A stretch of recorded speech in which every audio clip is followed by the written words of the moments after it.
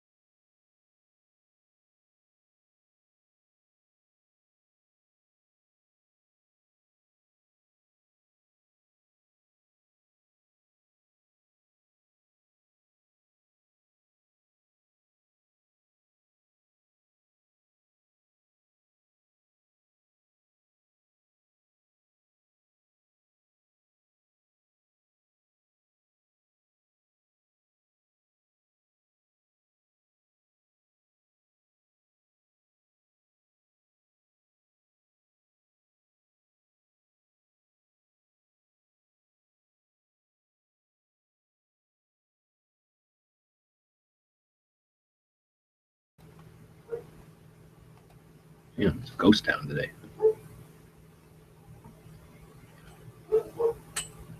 Start putting hours on gun channels. Close it down at like 6 p.m. Open back up at 9 in the morning.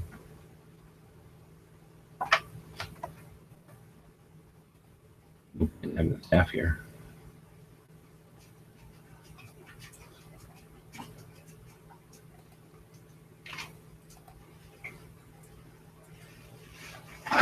Hey, what are you doing?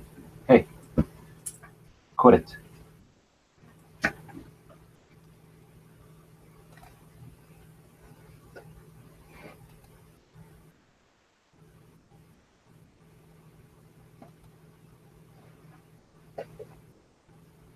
Quit sniffing me. Don't care.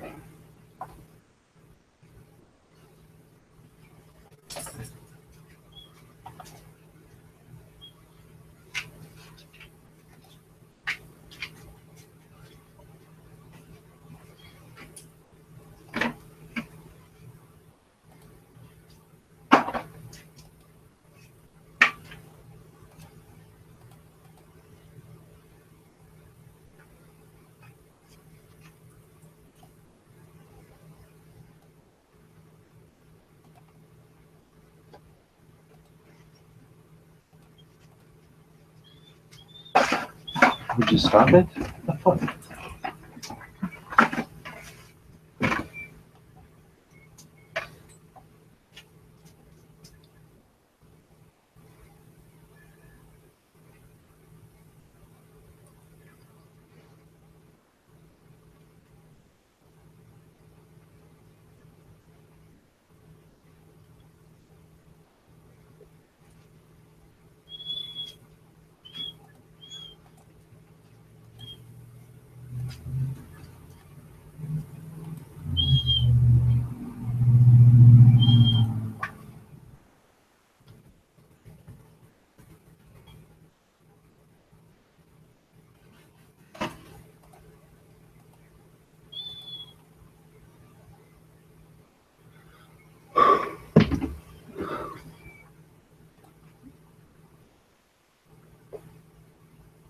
Hey.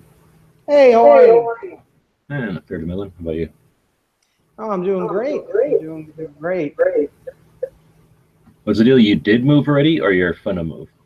So it's an interesting kind of thing. I'm here for 3 months on like a rotation with my job, but I'm planning on staying pretty much. So find another job down here before it ends. That's the plan. Was it just happenstance that they sent you there, or Yeah, kinda. It was it was kind of, they just, you know, I was in another department, and they were kind of, I was saying, you know, I wanted to see something different, and they were like, well, we have this opportunity in Miami. And it was funny because I thought about moving a bunch of other states, but Miami just never really crossed my mind. And I was just like, Florida's pro-gun. I was like, I was wondering, was it like they sent you there, so you're like, oh, this is pretty cool, or was it like you wanted to go there and your job just happened to send you where you wanted to go? So it sounds like, oh no, they were literally like, I just literally wanted to get out of New York, and like I had thought of like Virginia and Texas and a couple of other places, and they were just like, I didn't tell them I wanted to leave New York. I just said I wanted to do something different, and they're like, we have an opportunity for you in Miami. And I was just like, okay. They were like, you know, dealing, you know, Latin America and stuff like that in terms of, you know, that's what I'm overseeing. And I was like, okay, that's interesting. Took me like a day, and I was like, hell yes, I will go. so Florida or Miami is way the hell at the bottom of Florida? Mm-hmm. Okay. Yeah, we're apparently not far at all from the Keys. I've only ever been to Orlando, I think, and then Tallahassee, or whatever's the top city. I've never been down south of Orlando. Yeah. Honestly, it was my first time here. I had never been here before in my life, and I just sort of, you know, they were like, it's an opportunity, and I'm like, yeah, and I'm very happy since I've been here. Well, do they have seasons, or is it kind of the same all the time, or is it like here, like you could come visit Tucson in like winter and be like, oh, this is awesome, I really like it, and then not realize that it gets horrible for a while? I think the summer gets really humid, and that's it. After that, I think it's like, right now it's like 75, 76. It's awesome. Like the weather here is fantastic. Like I'm talking to people in New York, and they were like, it's 8 degrees, and I'm like, well, have fun with that. Cool. Yeah, so I'm really enjoying it down here, and able to shoot, which is fantastic. Today I bring stuff, or are you renting, or what? Right now I'm renting. I need to get my residency before I can get a handgun, and I know rifles, they're kind of like, I can supposedly legally purchase a rifle even though I'm not a resident yet, but I think that, like, one of the guys told me that 99.999% of people won't sell to me. Because I was going to get like an SKS or something like that, but you know, until I become a resident, I think it's going to be kind of difficult. But you know, I've been looking into things. I've been looking. There's apparently a lot of like different training stuff and things down here, which I would never have the opportunity to do in New York. So what's the residency there? Like 6 months? Hmm. What's the time frame? Do you have to? So is it like 6 months and you're a resident? 3. Okay. Oh, to be a resident, I think I could do it as long as I could establish I have a place here. I think I could do it sort of immediately. The thing is that right now, Arizona, I think it's like once you've had like a water bill or something that you're actually paying that shows that you live here, like 3 months or something. As long as you're here and you have an address here and you're paying bills here, then they figure, okay, you're here. But I think for the state, it's like a year. But for like stuff like buying guns and stuff, I think it's like 3 months. Yeah, no. So I mean, for me, it's you know, I mean, once I get everything all squared away and straightened out, I should be good. The thing is, I notice a lot of the jobs here require you to be fluent in Spanish and speak a few languages, and Spanish is currently one I'm learning, but I'm not fluent in.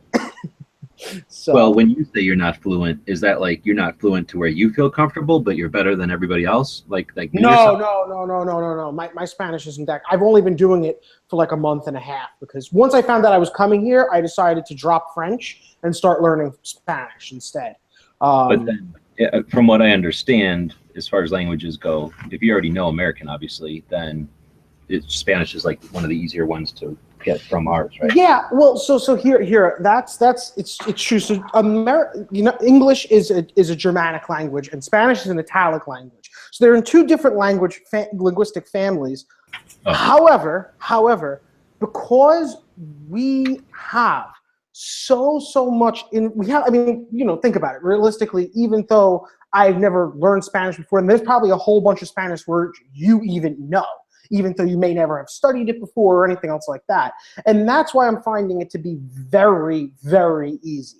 because it's just I'm just like, wow, wait, I know that word. Wait, I know that word. I know that word, kind of a thing. And if you've learned other languages before, learning other languages after you've learned languages is easier. It doesn't matter if the languages have nothing to do with one another. It's just easier. And some of the languages that I've dealt with are quite more difficult than Spanish. So for me, it's not too bad. But I think for most Americans, it wouldn't be too bad because it's not that crazy. All the languages in the Italic family aren't too bad for the most part. And then of course we're next to them, so we hear it all the freaking time. Exactly. And it's not like Chinese or something. It sounds foreign. Right. Exactly. And hearing a language, as crazy as this sounds, this is something I recently learned actually. Hearing a language spoken, even though you're not understanding a single word of it, is actually greatly helpful in learning it. And I had no idea about that until recently. One of my Russian teacher people, he was like telling me just listen to Russian things, listen to like Russian, it doesn't matter what it is, as long as it's people speaking Russian. And I was like, that can't be. And I started asking other people, and they were like, yeah, like a lot of friends of mine who were like in Europe and stuff, I asked them like, hey, when you learned English, even before you understood it, did you find that listening to like English television and English this was helpful? They were like, oh my God, you have no idea. So I started doing that. Like I started only watching, like for me, because I'm also doing Japanese, I started like only watching Japanese television and things like that, like shows and things like that. And it's been insanely helpful. Do you go straight to like stuff that you're like, I guess there's three questions. Do you go to like Sesame Street? Do you go to like Friends or like some show that you kind of understand what they're already talking about? Or do you just straight watch TV and let it start? Well, like for instance, like, so it's funny. I like for the Japanese thing, like, so for the Russian thing or like Dutch or German or something, I'll literally just find like Russian podcast about something, anything. And I'll just leave it on in the background. Like I'll just throw it my phone if I'm like cooking or if I'm like cleaning up or something, and I'll just listen to it. That's what I do with Spanish. I just leave a Mexican radio station on, and then I don't know maybe 50 to 60% of it, but I know the rest, and I'm figuring it out, kind of thing. Oh, so you're learning too? Not diligently, but whenever I think about it or I figure it's time to do it, yeah. No, that's fine. That's fine, man. Look, that's how it is. You know what I'm trying to say? I mean, for me, for German, for example, because that's my best language outside of English. I started learning that just by listening to music, and you know, eventually I was just talking to friends and things like that. You don't have to be like studying it, you know what I'm trying to say, in order to learn it, you know what I'm trying to say. It's something, if you just keep at it in general, you'll eventually pick it up. And you know, you can just totally decide when you want to kind of amp up on it or slow down with it, kind of a thing. You know, for me, I just love it. Like, to me, learning, the actual process of learning is the fun part for me. So yeah, that's what the deal for that one is. But for the Japanese, to answer your question about the Japanese shows, I actually started picking up anime. And I never liked anime before at all. But I just was like, you know, I should probably start to try to get into it. And there's just a few I've been watching that I've actually been quite enjoying. So, yeah. And I just watch it in Japanese, and there's the English subtitles underneath. And I just listen to what I can pick up. And then but I hear it, and it's been very helpful.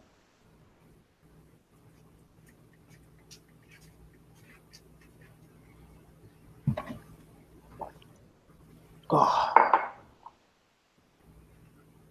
I've thought about doing like gun channels, right? Take that same software, drop it down, but then have rooms for like the language, and then do it. Yeah. Just jump in and speak Spanish in there. If you want to speak French in there, you speak French in there. Because then I figure you get, and this, I'm sure someone's already done it, but then you get the Americans teaching the French people, and the French people teaching the Americans, right? And everybody's learning. And for somebody like yourself who's trying to learn multiple, you can just be like, what do I feel like today? Jump in there. And yeah, no, that's a fantastic idea. In fact, actually, you'd be surprised how, like, for instance, so I have a website to recommend to you. That's first of all, that's awesome for learning languages. It's called, I will write it in the chat here. I recently got on this, man. It is stupid helpful. I cannot even tell you. italki.com. It's pretty much language teachers online that like charge ridiculously. I mean, some of them charge a high rate, but you can get it for like, for instance, Spanish lesson, half hour for like $5. Yeah. Because there's like 5,000 teachers on there, and it's all done through Skype at your leisure, kind of a thing. It's awesome. I know a bunch of people in high school, a couple of people in high school that were in, how they call it? What they call that? What do they call it when people go to another country to go to school for a year? And then exchange student. Yeah, they were like, they didn't go to exchange students, but whenever the exchange students came here, like we're all over them. They just couldn't get enough of it. So then the one guy went to business schools with language, and then I'm pretty sure I lost touch with him, but I'm pretty sure whenever I went to the Army, he went to Japan as like interpreter, or no, as a teacher for kids. And and I'm thinking that's the same kind of thing now. You don't need to go to Japan now. Now they can just go online, and you can you can have 10 times more students. The students can pick the teacher they like, or have multiple teachers. Yeah, it's got to be crazy now. Oh, it's awesome. I mean, check. Like I said, this website I wrote in the side thing. You get the chance. It's awesome. And for Spanish, I think they have something along the lines of like 2,000 teachers. One of the guys on there, dude from Venezuela, because like on my Skype background, I have a gun, and he's like, "Wait, you're into guns?" And he just like, "Oh my God, that's awesome! I'm so into guns." He starts saying like, "You watch Military Arms Channel, you watch this one, you watch that one," and I'm like, "Hell yes, of course I watch them." And we like just start going like talking about all this stuff. And he's like, "Yeah, here in Venezuela, it's totally fucked, you know, because we have no gun rights, and it's just the criminals do whatever they want, kind of a thing." So that was pretty cool. That was pretty cool. To actually run into, so having like a multilingual thing would actually probably be pretty cool, because you probably attract a fair amount of the international community, which it's pretty cool. The international community seems to be jumping on the, especially with all this Euro gun control nonsense that's been going on. They seem to be jumping on it. Maybe I should just put channels in gun channels, like the French channel, the freaking German channel. Yeah. Yeah, I would give it a shot. I'd give it a shot. There's some communities on Facebook even, I'm sure you could reach out to, that you know, that are like, what is it, like you know, like there's a Swiss one I've seen, and there's just like a general Euro like gun kind of thing, and it was kind of in response to this crazy gun nonsense. This Hold on, I'll bring that. yeah, please.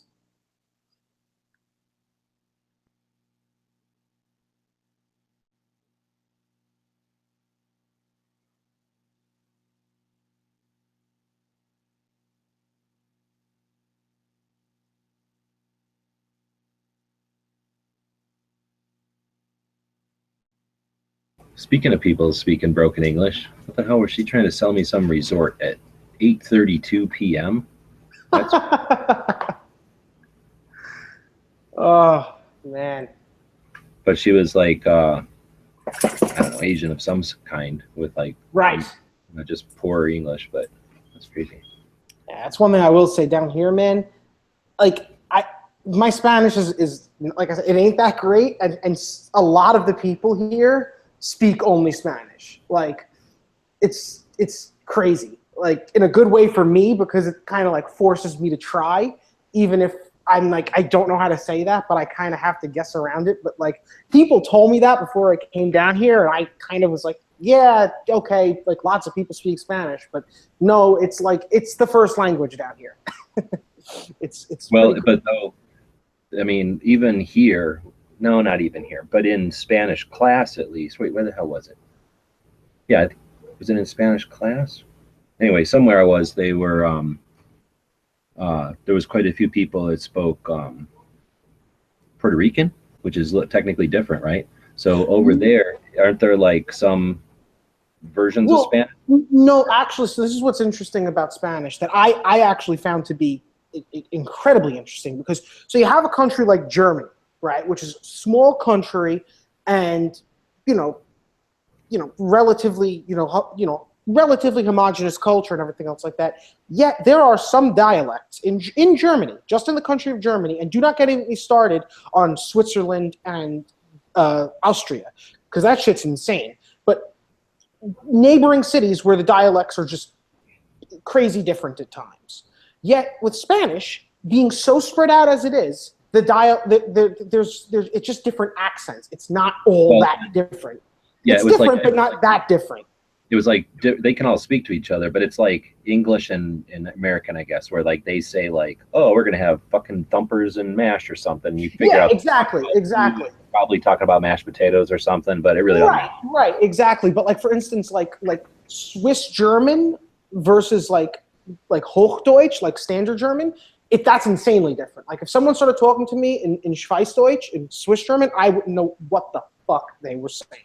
And even like, yeah, and even for like 2 years, I think, in school, and I didn't like it at all. I thought it was stupid. I don't know what the hell I was thinking. For some reason, I didn't want it. I wasn't going to take French, for damn fucking sure, and I didn't feel like taking Spanish, I guess. So I took German, but man, I didn't like it. Well, look, I mean, to be angry all the time. I don't know. I love it, honestly. I mean, the thing that I always gets me a little like a little upset is because I think so many people are turned off of learning languages because they had a poor experience learning it at school, which I actually had the same kind of issue. First language I ever took was in like 8th grade, or when I went into high school, it was Italian. And I enjoyed the idea of learning Italian, but I cannot learn in a classroom setting. And I feel that most people are kind of the same way. It takes the fun out of it. And I was just like, oh, screw this. I can't learn language. I suck at this. I am a moron. I cannot learn language for the life of me. And then I just, like I said, randomly started listening to German bands and kind of picking it up from there. And that was it. And then I kind of, learned from there that I love learning language, and I in fact can learn languages. And the way that they do it in the schools and such is just kind of backwards. So, yeah, it's like just repetition, like learn your stuff, and then plus it's like formal, like stupid formal. So it's unbelievable. It's stupid formal. And what's crazy is a lot of people, like if in certain cultures, in certain languages, like slang is like incredibly dominant. Like I have friends from Slovenia, and they pretty much told me that the formal Slovenian and the actual spoken Slovenian is entirely different. It's not even like a little. It's entirely different. They were telling me. So you get a lot of that kind of stuff. And the other problem, I mean, I guess the major issue is that it takes the enjoyment out of learning the language, at least for most people. Unless you enjoy the classroom setting, which I never did, and most people I've spoke to also didn't really enjoy it, it takes the fun out of it. And it also, the other issue is that it punishes mistakes.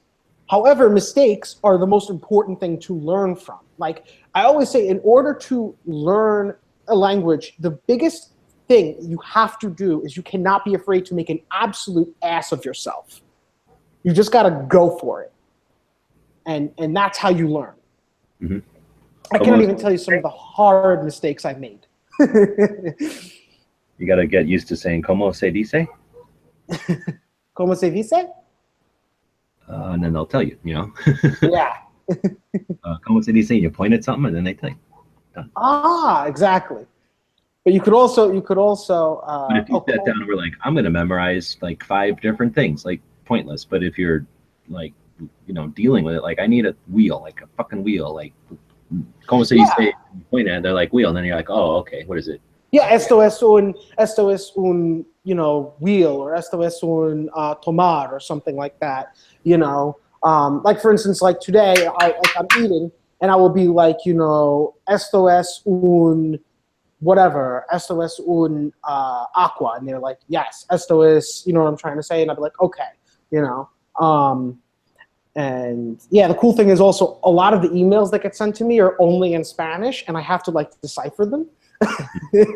And that's fun. I learned the word. Yeah, for work, exactly.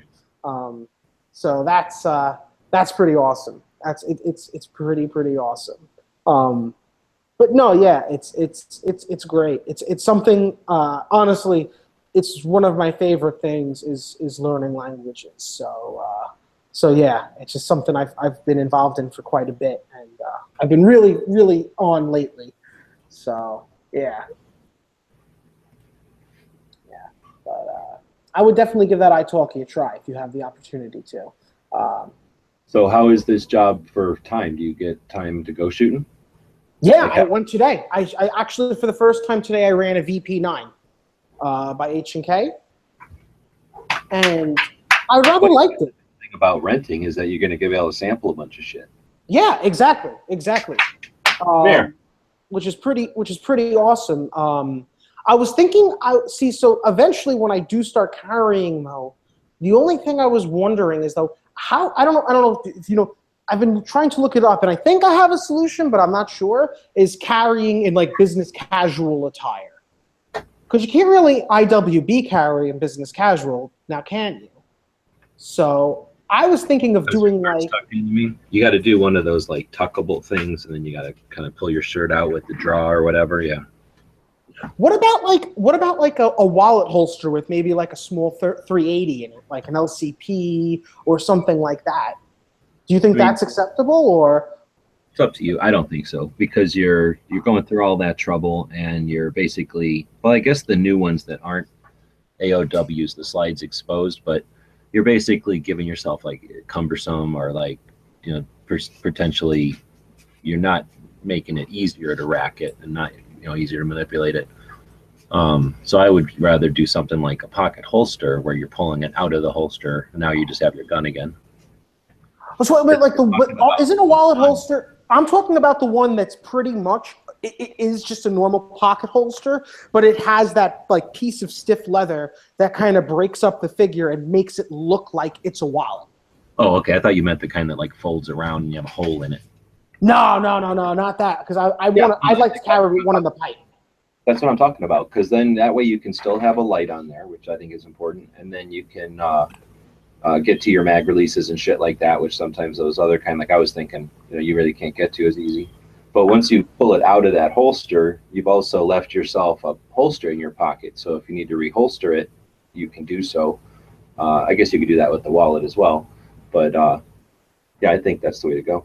And I mean, it depends on the situation if that's going to be enough for you. I have the same size about, but a 357, you know, so Right. that's for me. I think that's perfect, because then I got enough if I need it, and it's the same size as one of those little dinky ones. For me, I always figured 9 is more or less. I mean, using the word optimal, I guess, you know, that's totally based on opinion. But for me, 9 was always, you know, a good call. And I love, for instance, though, the Makarov.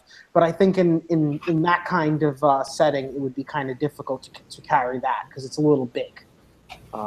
Unless I do have a shoulder holster that works really well for the Makarov. If he has gone for the power it's got, I'd pass on that.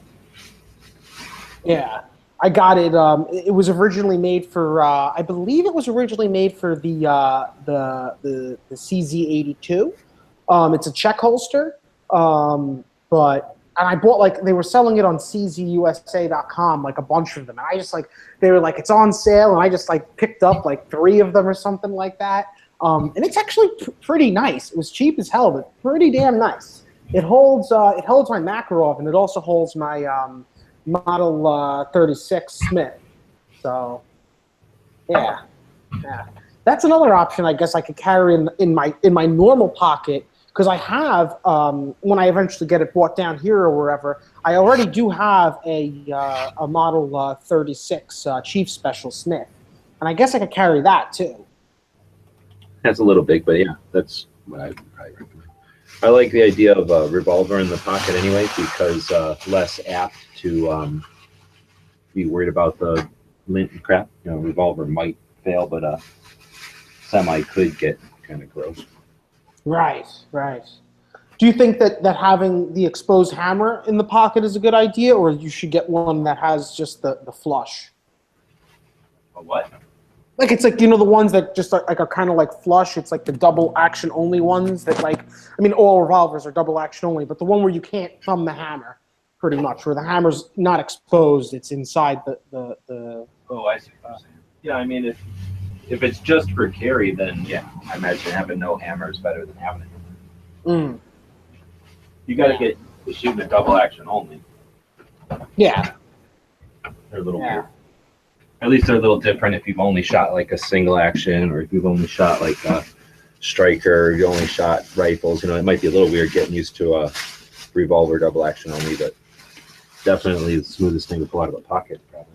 I always liked the Smith and Wesson. I mean, that's when I had an injury at one point. Like I dislocated my kneecap, and when I went down, I also screwed up my arm a little bit. And I didn't trust myself to be able to rack a slide, and I was stuck at home anyway. So the one good thing was I was carrying all the time. I always had the revolver on me then because I was like, I just did not trust myself to rack that damn slide. That's one thing I'm going to be happy I don't have to deal with either. Because when I was I had a unique situation, and I didn't know if this was actually like a proper issue or not, but I didn't want to risk it. But for me, I was seldom ever able to shoot my own guns living in New York. So my semi-automatics, I wouldn't chamber around because I heard if you keep on chambering and unchambering the rounds, you get the bullet set back. That's a thing, right? Yeah, for sure. Yeah, so that's why when I was in my house, I would carry my automatics without one in the pipe, but my revolver, that's not really an issue as far as I understand. So I would carry that one, obviously just normally. Well, that's a thing, but I mean it's almost conceptual, I guess. Depending on how often you're fiddling with it, it'll exacerbate that potential, problem. But you'll have problems with just carrying ammo. Like if you just carried ammo forever, like let's say you put ammo in your pocket and carried it around, I think there's all kinds of issues. Like the powder will it'll change physical, shape. It'll, be vibrating all the time. It'll break down, and they're designed to burn according to their physical characteristics. So it's possible that you could change the performance of your bullet by just carrying it a fucking lot. Not really. Moves. Yeah, and again, we're talking. That I didn't know. Theoretically, it's not like you carry it around for 2 weeks and your bullet drops out the end of the barrel with like limp, but it can be an issue, I guess, if you just like spent 60 years with the same rounds in there or something. I mean, I've spent probably about 2 or 3 years, so that's maybe a problem. At least initially, I doubt it makes the gun inactive or inert, but it may not shoot to where you thought or something. I don't know. Gotcha. No, that's interesting. I think it would depend, Clay's saying how many times you'd have to rack one to get that problem. It would depend on the ammo, of course, like how well it's tight, how tight it is. Mm-hmm. And of course the gun, because it's going to be different. I mean, I can chamber around in my revolver 1 billion times because it's never going to make an issue. But, big ass, I don't know, Desert Eagle in 357 or something, or a Desert Eagle in, I guess, 44. I don't know what the hell you'd make, but a bigger gun might have more mass to push it. I don't know. Stronger springs. For me, the thing is that I wouldn't get to carry the gun around with me every day. So for me, I would figure that every time I left the house, I'd have to take the round out, and then I have to come home, put the round in, and then go home and take the round out, put it in every single time. And, that would eventually, I figure, because I'd be doing it so often, it would cause a problem. And like I said, ammo is a bitch to get in New York City. So for me, it wasn't too much of an option, I don't think, unless I'm overlooking something, which I very well could have been. But now that I'm here, I don't think that's going to be much of a problem because I could just go to the range and shoot my guns. That's a funny concept for me, but yeah, I can actually do that now. Are you also like digging being able to go to multiple shops? Yeah, I have. There's some cool things. That's one thing I've been doing every week or so. I've been visiting a couple of shops, and it's been nice to see the different variety and everything. And I went to the gun show on Sunday, and that was really cool. I got to see a lot of stuff and handle a lot of things and things like that. Have you been to one before? Before that, I was at one many years ago. Yeah. like in New York, which was, you know, and that was before Safe and everything else like that. So it was kind of cool back then, but this one was really neat. They had lots of different things, and I was there with a buddy I met, and it's funny because he was insistent. He wanted to buy an M&P, but he was insistent it had to be in 45, and he kept on saying like, "Oh yeah, you know, you shoot someone with the 45, and it only takes the one." And I'm trying to say, like, 45 is a good round, but you can also go for the 9. You know what I'm saying? Because he was trying to not spend so much money, and the 45s were like $50 extra in price. And I'm like, well, if you're so concerned with the price, you should maybe consider getting the M&P 9. He wound up going with the 45, though. Well, on top of that, I've seen that conundrum when people pose that, you know, 9's a pussy round, but I carry a 9 and I carry a 45 every now and then. But the thing is that if you can't hit shit with the 45, but people telling you got to carry one, they ain't worth the shit anyway. If you can hit all day or at least hit the target, you know, with decent accuracy. 9mm. Yeah, no, absolutely. I personally, I'm on the same boat as you are. I personally like the 9. That's definitely more my thing. I mean, for me, 45, it's fine and everything else like that. But it's not like if someone says to me they want a 45, and that's fine. There's nothing wrong with that. But his logic was, well, 45 will take you out in one shot, and a 9, they're gonna laugh at you. And I'm kind of like, no, I'm like, no, that's not the case, buddy. That's not the case at all. And not with modern tech. I mean, I can shoot 45 just as well as 9mm. The differences I've had are the high pressure rounds like 40 Smith & Wesson, where I really have to make an effort to put the rounds on the target. It's not a natural feel. I have to really change the way I'm shooting the gun to get follow-up rounds to hit. And I've heard people tell me quite the different. You know, I love the 40 Smith & Wesson. It's the best round, and it's very natural for them. I guess it's how you learn to shoot. Yeah. Oh, absolutely. I mean, everyone is gonna prefer a different round. You know, and it is really. I mean, some people, for instance, I think do prefer the 45, just the recoil of the 45 for whatever reason. I have a buddy in New York actually, and he was like very adamant that he was like, I actually versus the 9mm, I actually prefer the 45's recoil. And I'm like, hey man, if that's the deal, then awesome. Nothing wrong with that. You know what I'm saying? But like I said, this guy, it was for the, in my view at least, it was kind of he was a little misinformed on why he was so adamant about the 45. And then one of the guys at the gun show was trying to say to him, yeah, no, you don't need a 45. And he like shows what he has on his hip, and he's like, you need a 10mm. And I'm like, okay. I'm like, all right. Calm down now. Nothing wrong with the 10mm either, but you know, it's you know, a little going a little nuts here.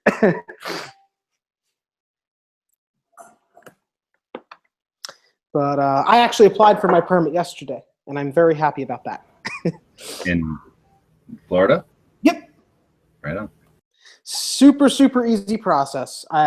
Compared to what I had to go through to get my rifle and shotgun permit and my handgun premise permit in New York, oh man, it was so nice. Just go to the department and they fill out the application, they do fingerprints and picture, and that's it. You're set. Now, what did you pay? Last time I was going to take one, I didn't because it wasn't going to give me any more states, and it was $135, and I just didn't have the cash. 102. Okay. Yeah, $102. Which is well, I mean, if it's your option, and yeah, that's not that. It's not killing you, but like ours is, I think, 60. I know some of them. That's nice. Yeah, no. I mean, for me, coming from where I was coming from, for me to get all the permits I had to get in New York, it cost me like, God, $5, $6, $7, maybe $100. So, yeah, coming from that, it's not that easy to it's not that difficult. I mean, to impress me. I would Just a say fact.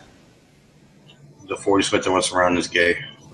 Whenever I start hearing that beeping in the background, I wonder if people are fucking programming their microwave or opening their safe. Microwave. I'm heating up some coffee. Hot Pockets there.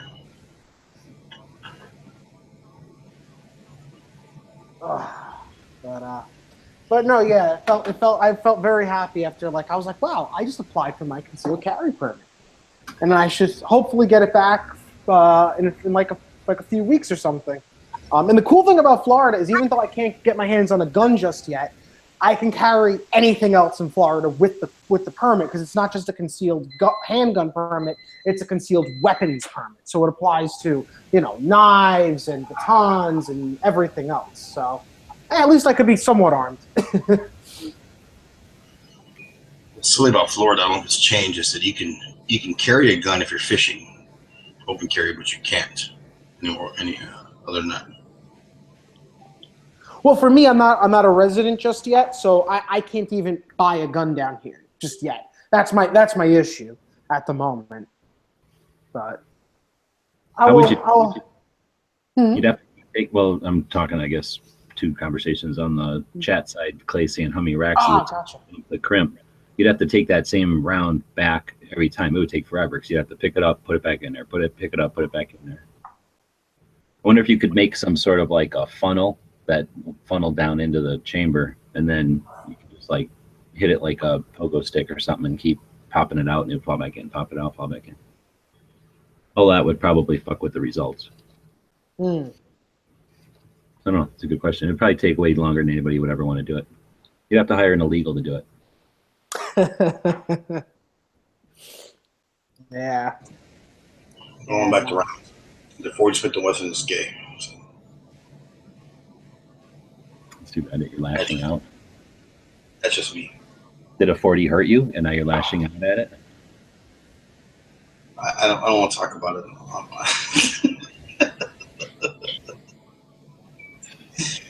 I had two of them. But I got a bunch of ammo. I got to sell a bunch of personal defense ammunition. I got 6 boxes.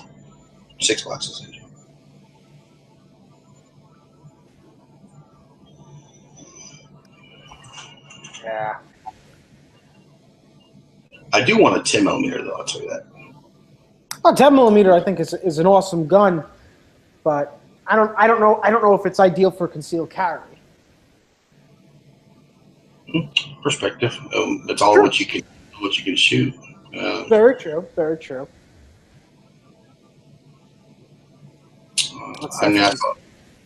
I saw the statement from somebody on Facebook saying, I saw this guy open carry today. I'm not against open carry. This guy, no, I don't think he's a gun guy, but he's like, this guy was acting like all Billy Badass. He's open carrying. He's like, walking in slow motion and shit. And I was like, I think you're just observing him and having a distaste for open carry realistically, because people do it like it's a freaking, keychain on their belt, and that's what it is. And they're not, as long as they're not there grabbing it or resting their hand on it or giving mean mugging people, as they're doing it. What the hell what do you care? Well, with open carry, I mean, for me, I'm very much of one of the to each his own kind of thing. So long as you're not behaving like an ass, do what you'd like. As long as no one else is getting hurt or anything else like that, enjoy. You got one life. You get to do this one time, so whatever you prefer. I've only done it like once, where I called somebody out, like in the grocery store, that like 15 item line, and they're like, put your hand on your gun, like, hey buddy, I think you got 18 items in your cart there, and I gotta give them a stare down. So you gotta let them know right there. You're gonna have none of it. You just like shoot a couple of rounds into the ceiling, and then when everybody looks over, you're like, this guy's got 18 items. 15. Exactly. And everybody's all. They're like, sir, each banana doesn't count as an item. And then you're like, oh, I'm sorry. No, well, the clove of garlics, a clove is a clove. I don't care if he buys them as a whole. It's a clove. He's buying each one as individual.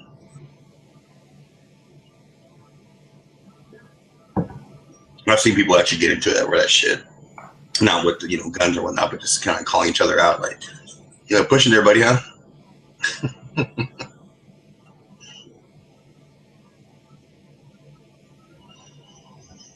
Shit, I remember that whole 22 ammunition thing was going on, and I saw one guy, he posted a video about it, and he's talking about this. He's at Walmart, and he got up extra early because his buddy told him that they had a shipment of 22, and he went to go buy some, and there was a fucking line of people, and he's like, damn.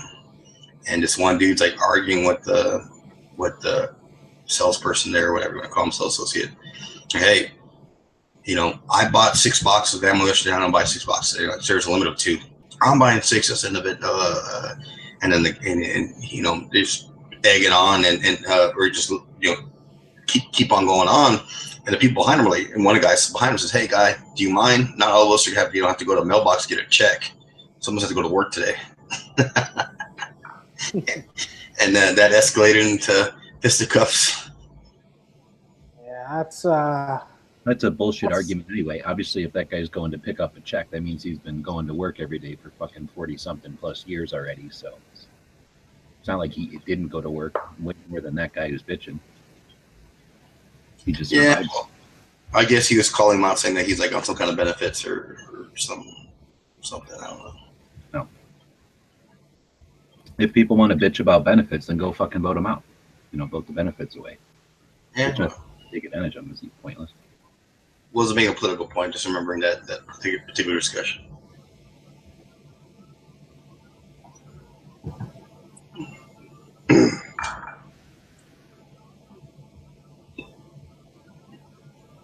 We still have a $3 limit on 22s here in our local Walmart in Rhode Island.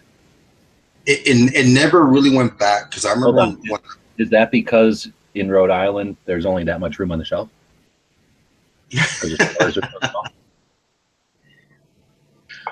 No, it's because of the shortage. People come in and buy them out all the time. They allow you 3 boxes. Now, this is what I don't get. If it was, say, a box of 1,000, you can only buy 3. If it's only a box of 50, you can only buy 3. Yeah, so if they came out with like the value packs, it's like 4 boxes stuck together in one box, you could buy 3 of those, even though that's like 12 fucking real boxes or whatever. Yeah.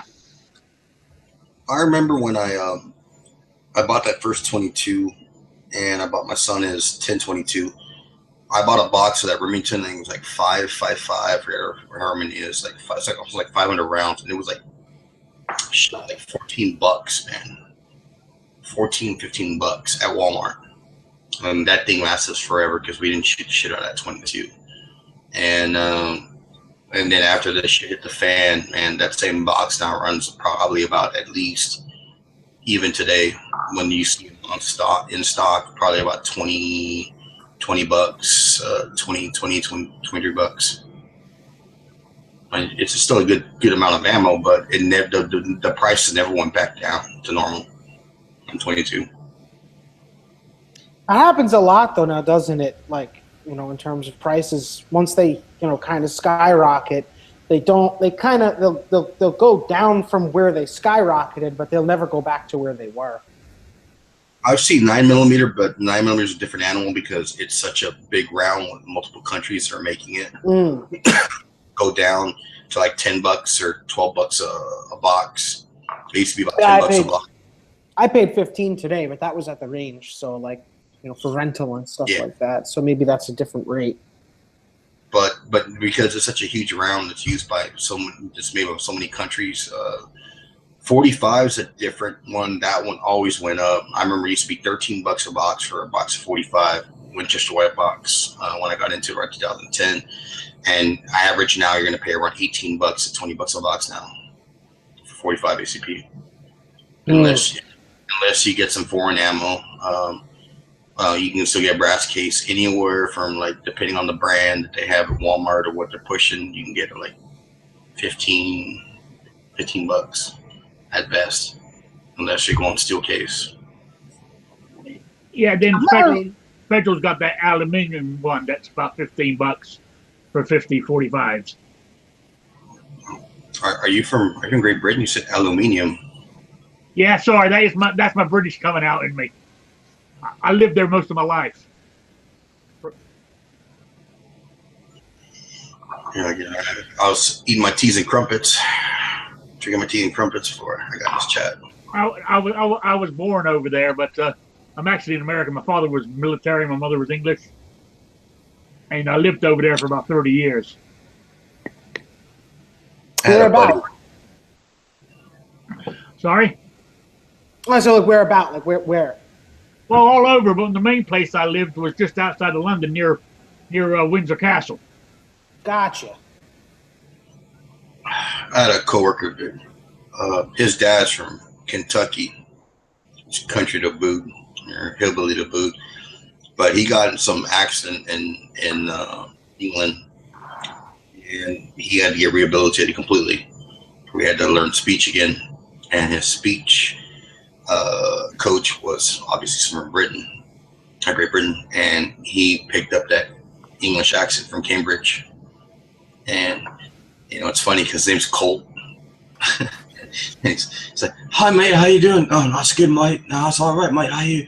That's a good one, mate. That's a good one." And we're talking, and then I kid around and once like, "You know what, Colt? I followed you home one day, and I saw you come out the backyard, and I saw you and your dad. Shut up, you goddamn dog!" So I know you're full of shit. Your accent's all fake, dude. "No, mate, I wish it wasn't, but no, the chicks love it, mate. I love my, they love my accent." He always uses big words too, like, "That's superfluous, mate. That's superfluous. You know what? It's coagulate." And I'm like, is that like 5 words you learned in Cambridge? Yeah, I mean, unfortunately, I've lost my accent. I just every now and then I'll throw out, it'll come out. Well, shit, Bob. You're talking to Bob. He's from Canada. You have batteries. I'm like, it's batteries. It's batteries. And you ever heard them say the word house? Canadians, they can talk perfect English as far as you're concerned. Blend with Americans, and they say house. My house. What? A boot instead of saying boat. A boot. Some people laugh at me sometimes, like in my truck, when the battery dies, I go, the battery went flat.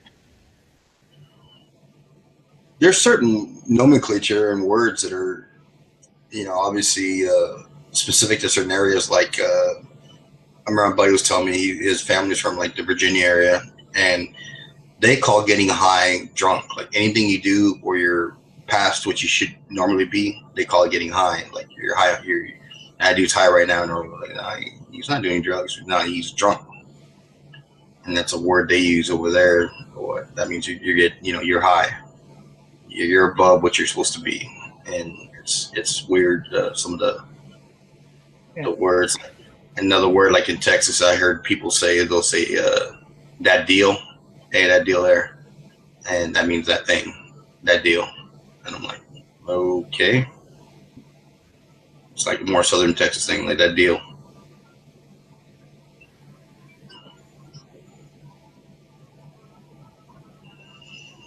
I'm about them fuzzy Arizona words that they use over there too.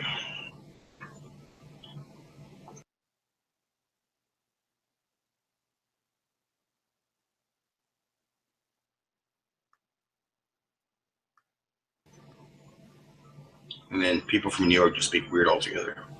Oh, they do. Absolutely. Yeah, I understand that. In the Bronx, it's awesome. Awesome. Awesome. Awesome. The E's just disappear. Yeah. I don't know. I've always had a difficulty telling the difference between the accents of the boroughs. Shit, my daughter, man.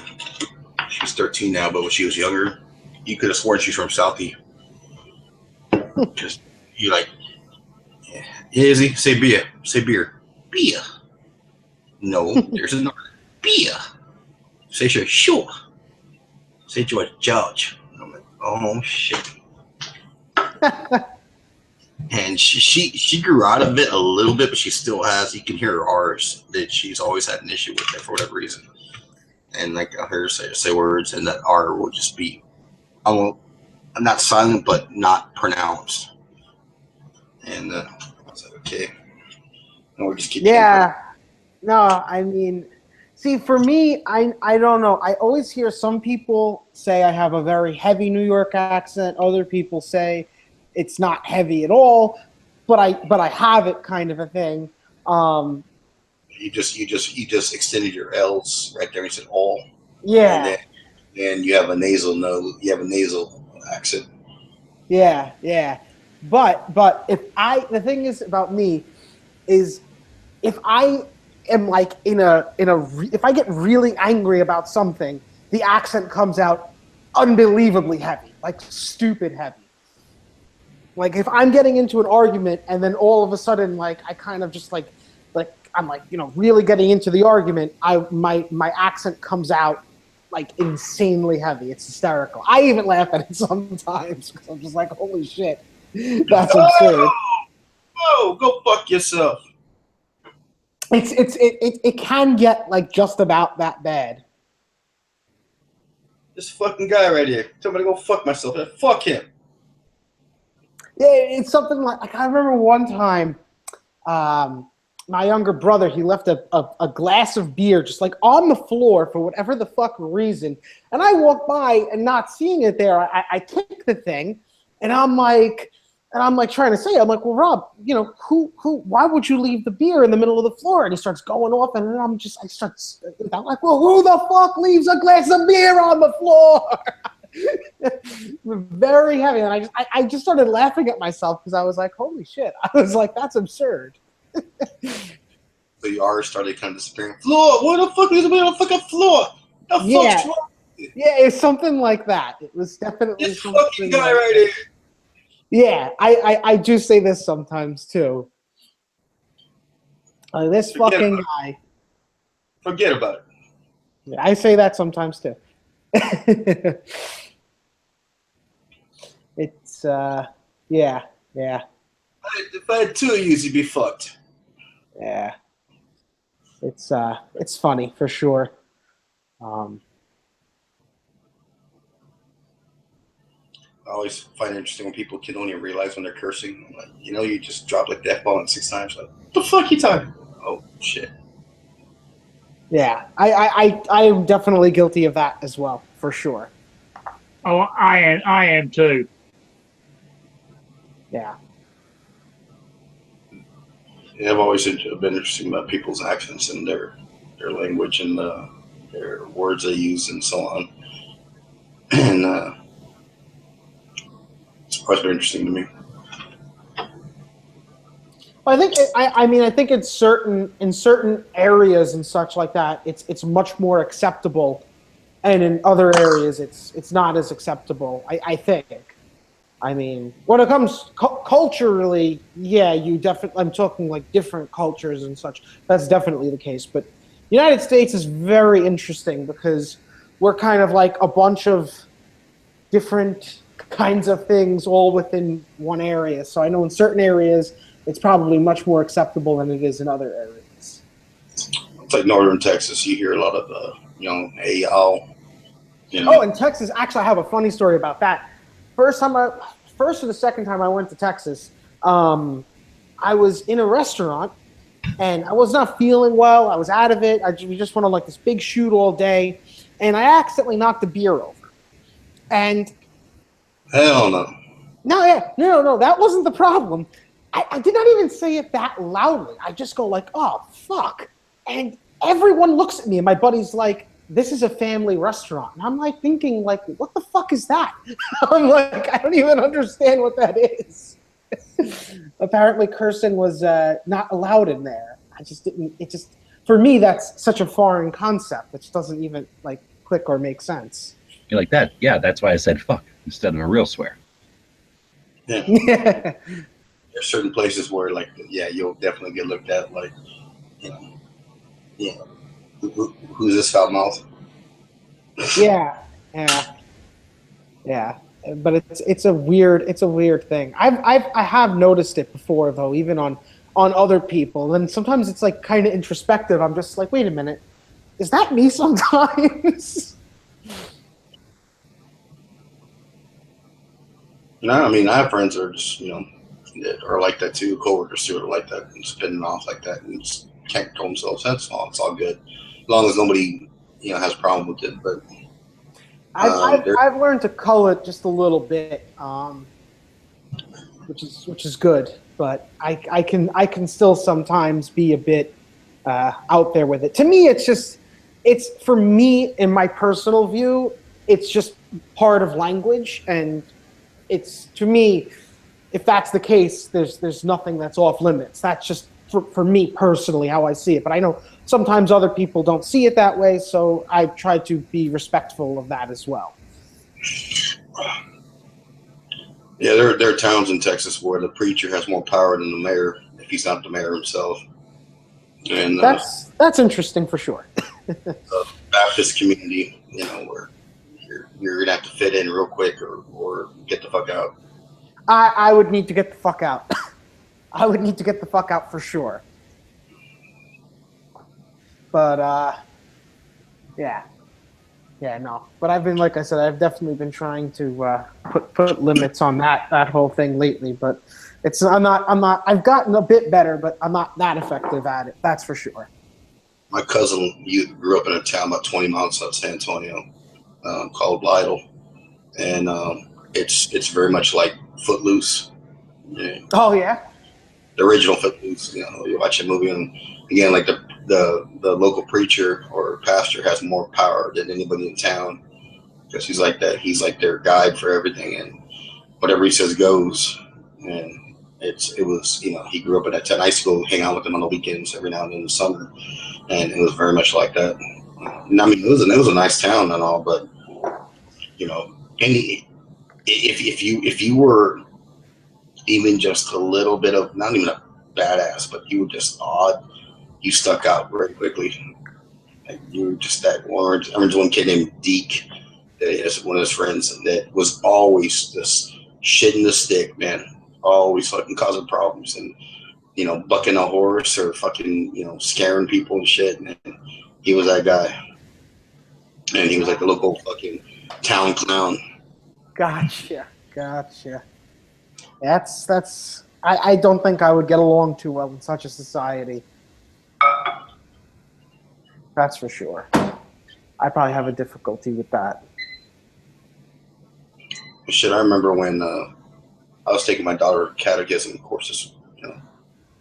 I was raised Catholic, not a very good one, and I gave her a choice. I want to teach her to appreciate whatever it is and make her own choices. And we took her to catechism courses to get her communion. And we were dropping her off once, and I saw these people wearing jeans going to mass. I'm like, and I told my wife, "What the fuck? You can't wear jeans to mass." She's like, "Baby, it's different now." And I go, "No, it isn't. You'd get your ass kicked. My dad, his old saying, Sunday's best.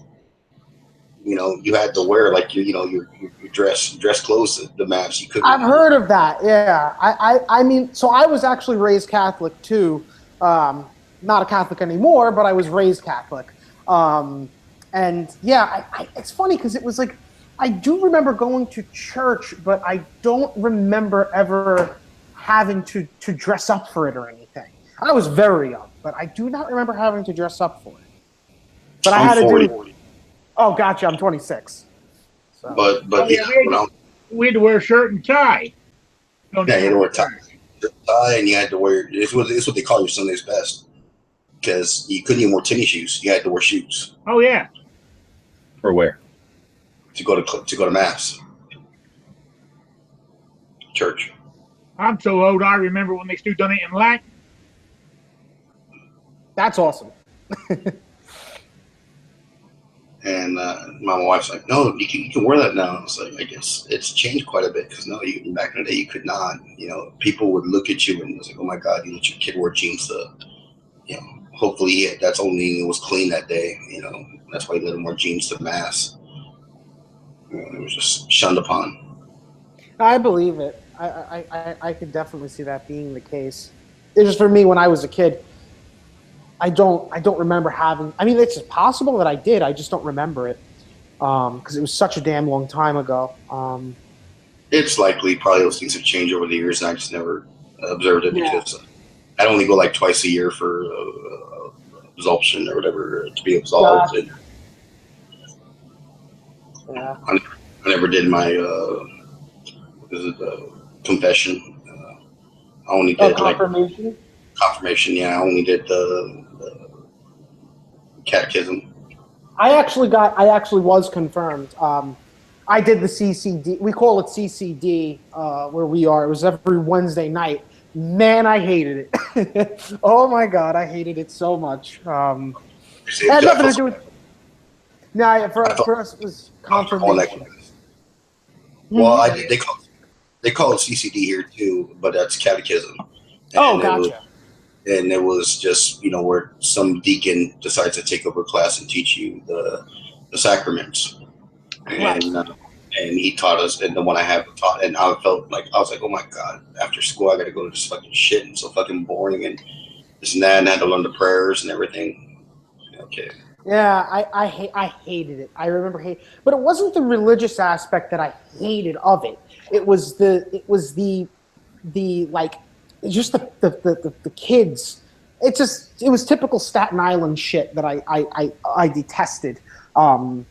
But I did not like it, suffice to say. And but I was stuck going through it all the way.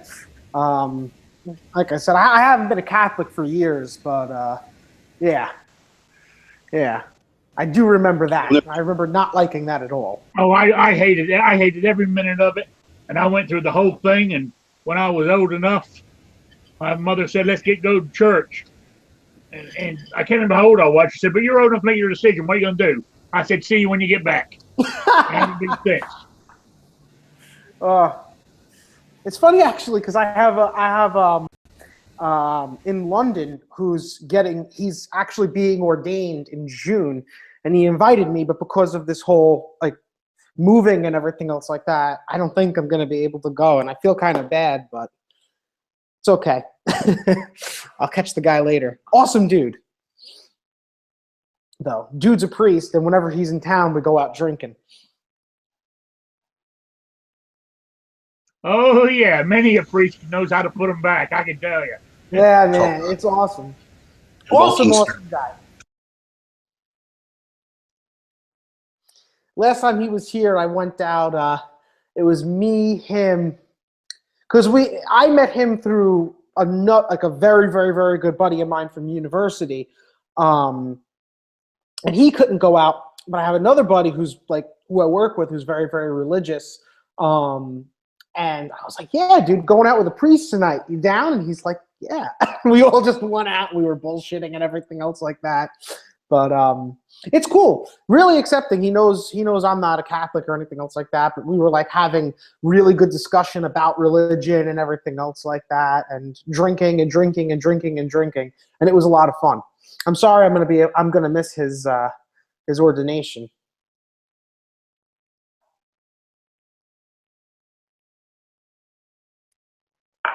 Ugh.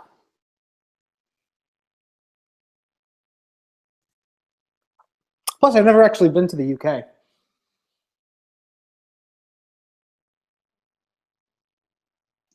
It's a great place. You're saying that ordination or whatever is over there. I thought you meant Yeah. Well, the dude's from New York, but he, went over there to do the seminary and everything else like that. And he comes back every so often. I'll get a text, or my buddy will text me and be like he's in town, and then we'll go out, we'll drink and things like that, and it's a lot of fun. Like I said, awesome dude. But he's getting ordained in London, and that's where he'll be stationed. I think that's what they call it, stationed or whatever. But yeah. I don't think I'm going to be able to go. But I'll be out there at some point over in the UK. I have a very, very good friend who lives out there, and he was actually on an exchange program in the US, and Yeah, I haven't seen him in a long time. I had talked to him today because of all the crazy shit that was going on, just to check on him and everything else like that. And he was okay, which is good. But I do need to make it out there for sure.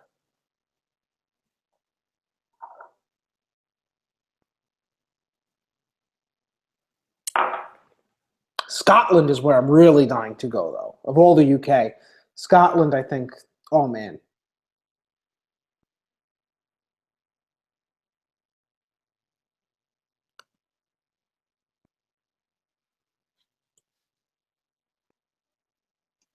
Now that's an accent that's hard to understand.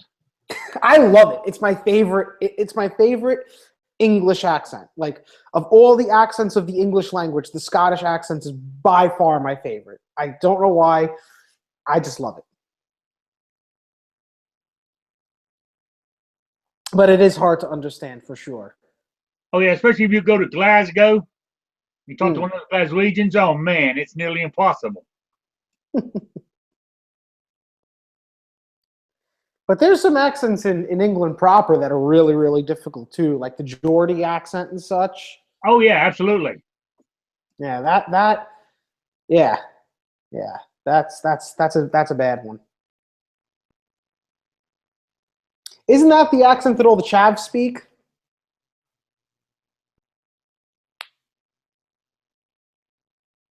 All the who? The chavs. That's what my buddy. They're like the Guidos of Britain, from what I understand. Yeah, a lot of them do. Yeah. Yeah, that's what he told me.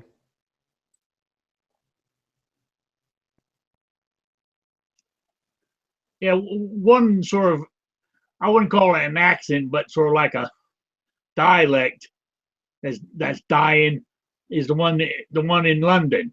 You know, the Cockney accent. Yeah, I've heard that one's dying actually. Yeah, very few people use it anymore. It's all based on rhyme and slang. You know. I didn't know that.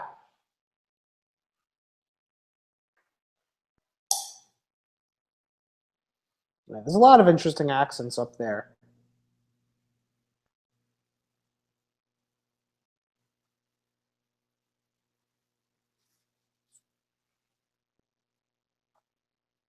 The Welsh accent's probably a real bitch to understand too, huh? Oh yeah, the actual language itself, yes. Oh, the language, I can't even imagine how. I think they got a great accent when they're speaking English. But the actual language itself, it's impossible to understand.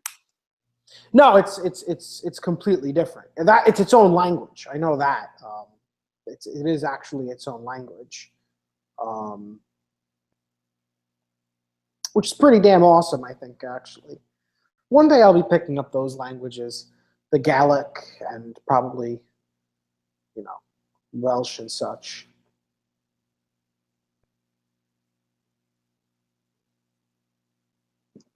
Oh yeah, even with all its troubles it has, it's still a great country to go check out, you know? Ooh. Yeah, absolutely. Absolutely. Oh, there's a lot of countries like that, Politically not the best necessarily, but people are awesome and yeah.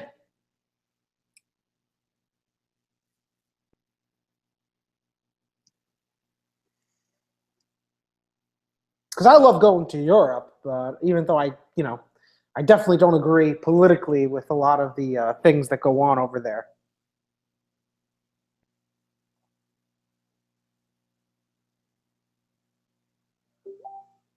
What do you think about the stabbing and driving people over thing that happened? That's awful. I mean, like I said, I got in contact with my buddy. He's okay. He wasn't anywhere near there, but his brother apparently works like 10 minutes away from there. That's fucking awful.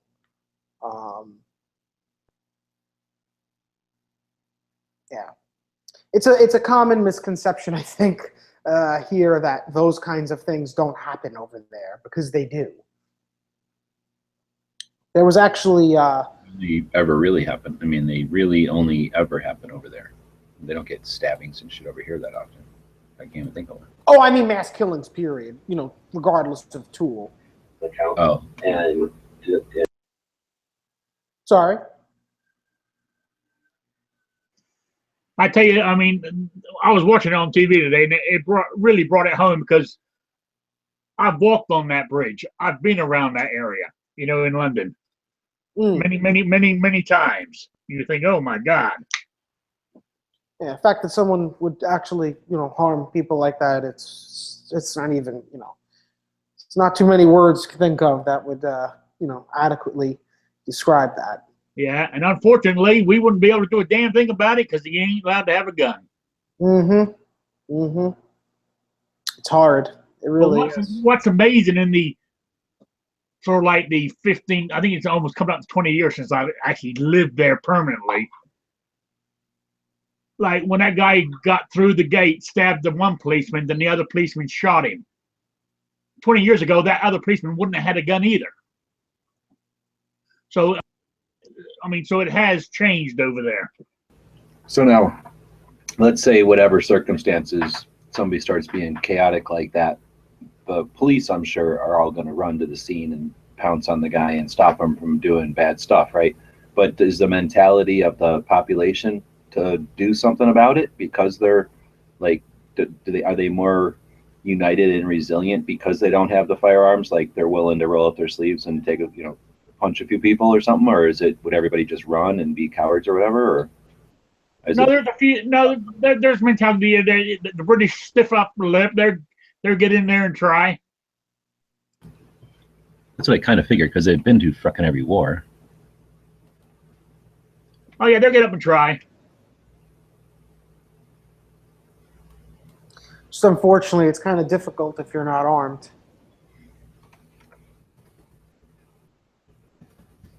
Well, that's what I'm saying. Like, if you're used to being not armed, so it's not even part of the equation, like, you're like, well, let's make do. And we're not going to allow this shit to happen. And we can't have the guns because we allow our government to tell us what to do. So, of course, we're going to pick up balls and bats or I guess bricks and bats and that kind of shit, right? Yeah, but also if you figure, in a lot of cases, it could also work the other way because if they're not used to firearms or anything, period, and they're kind of like this magical, horrible kind of like, oh my God kind of a thing. When they see it, their first instinct might also be to get the fuck out of there sort of thing. Could kind of work either way, I suppose. Well, I'm sure most people are. I just wondered if there's that, like, you know, like he's saying, stiff upper lip. Because I get the impression that I'm sure there is. People all live through wars. They're not unaware and they're not like unfamiliar with rolling up their sleeves and fucking choking out a German, you know what I mean? Oh yeah, that's true. That's true. Yeah. I mean, it does happen. I mean, it's not Brits. It was actually Americans. But on the train in Belgium, I'm not sure if you guys remember that, where the American guys. That's the kind of thing I'm thinking of. I think. Yeah. Once in a while, you're like, well, they don't have guns, but they certainly all get together and kick the shit out of that fucker who was casing. Thank God they saw the fucking thing because I've been on those trains before. I've been through that station and such like that, you know, a few times, and man, because I was in, I passed through after that happened, and I was just like, if someone came in here and just started shooting, you're fucked. There's nothing. There's nowhere to go. Oh, it was. I could not even imagine if they didn't follow that guy to the fucking bathroom. There really wouldn't be much to do. It was pretty much just, it would have been just a killing field.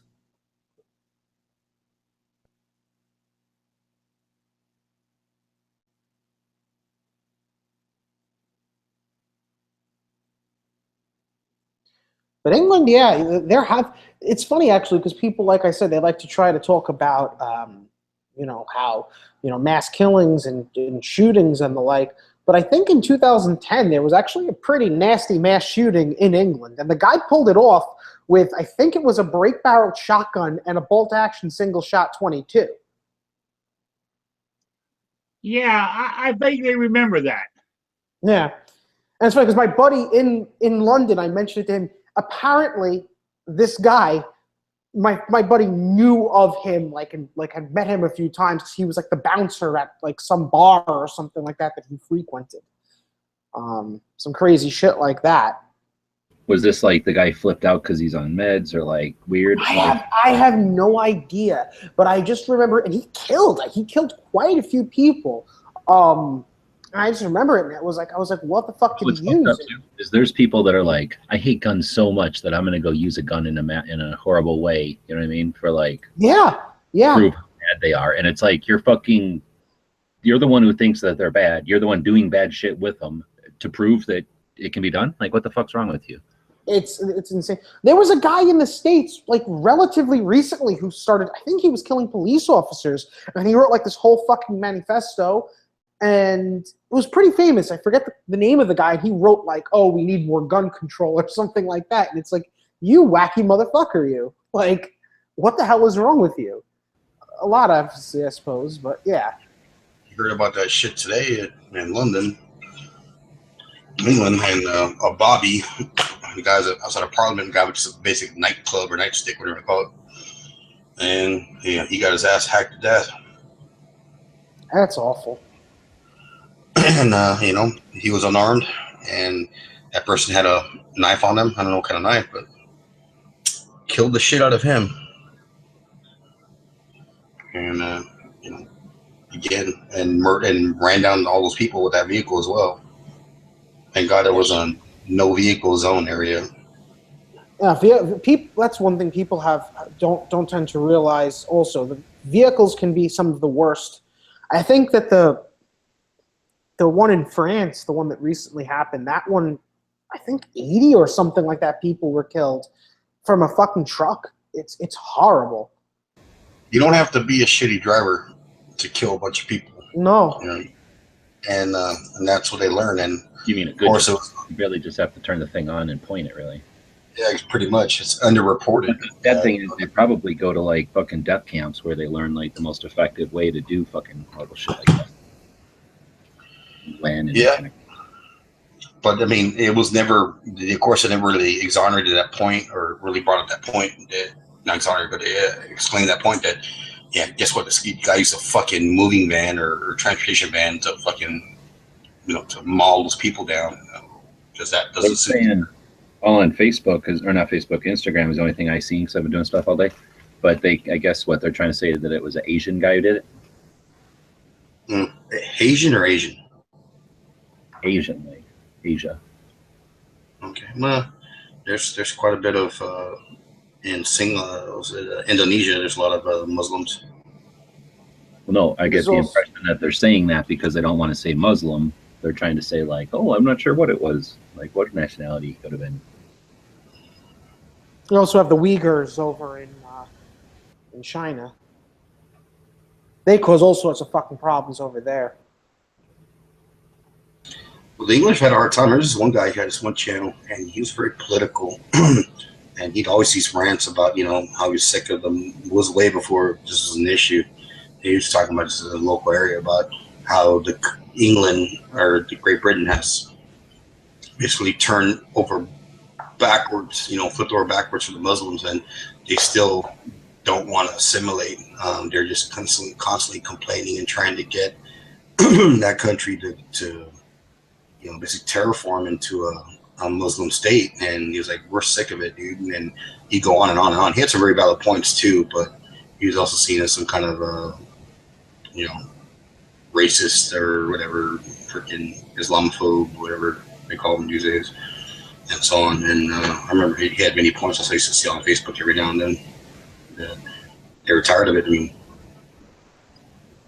mean, look, it's definitely an issue when you have people who come over and don't want to, assimilate to the basic ways of a country. I mean, I have absolutely no issue with Muslims personally, but anyone who thinks that they will come to another country and not respect the way that they do things, I think really should reconsider where they go.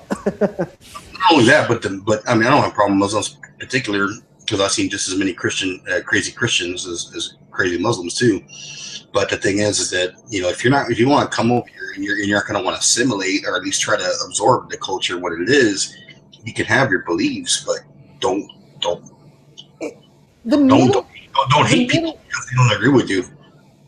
And the Middle East itself, it's I mean, the history there is just, it's unbelievable, to be honest with you. Quite fascinating. And if you do a bit of diving, it becomes pretty, I mean, I wouldn't say obvious necessarily, but why things kind of are the way that they are now.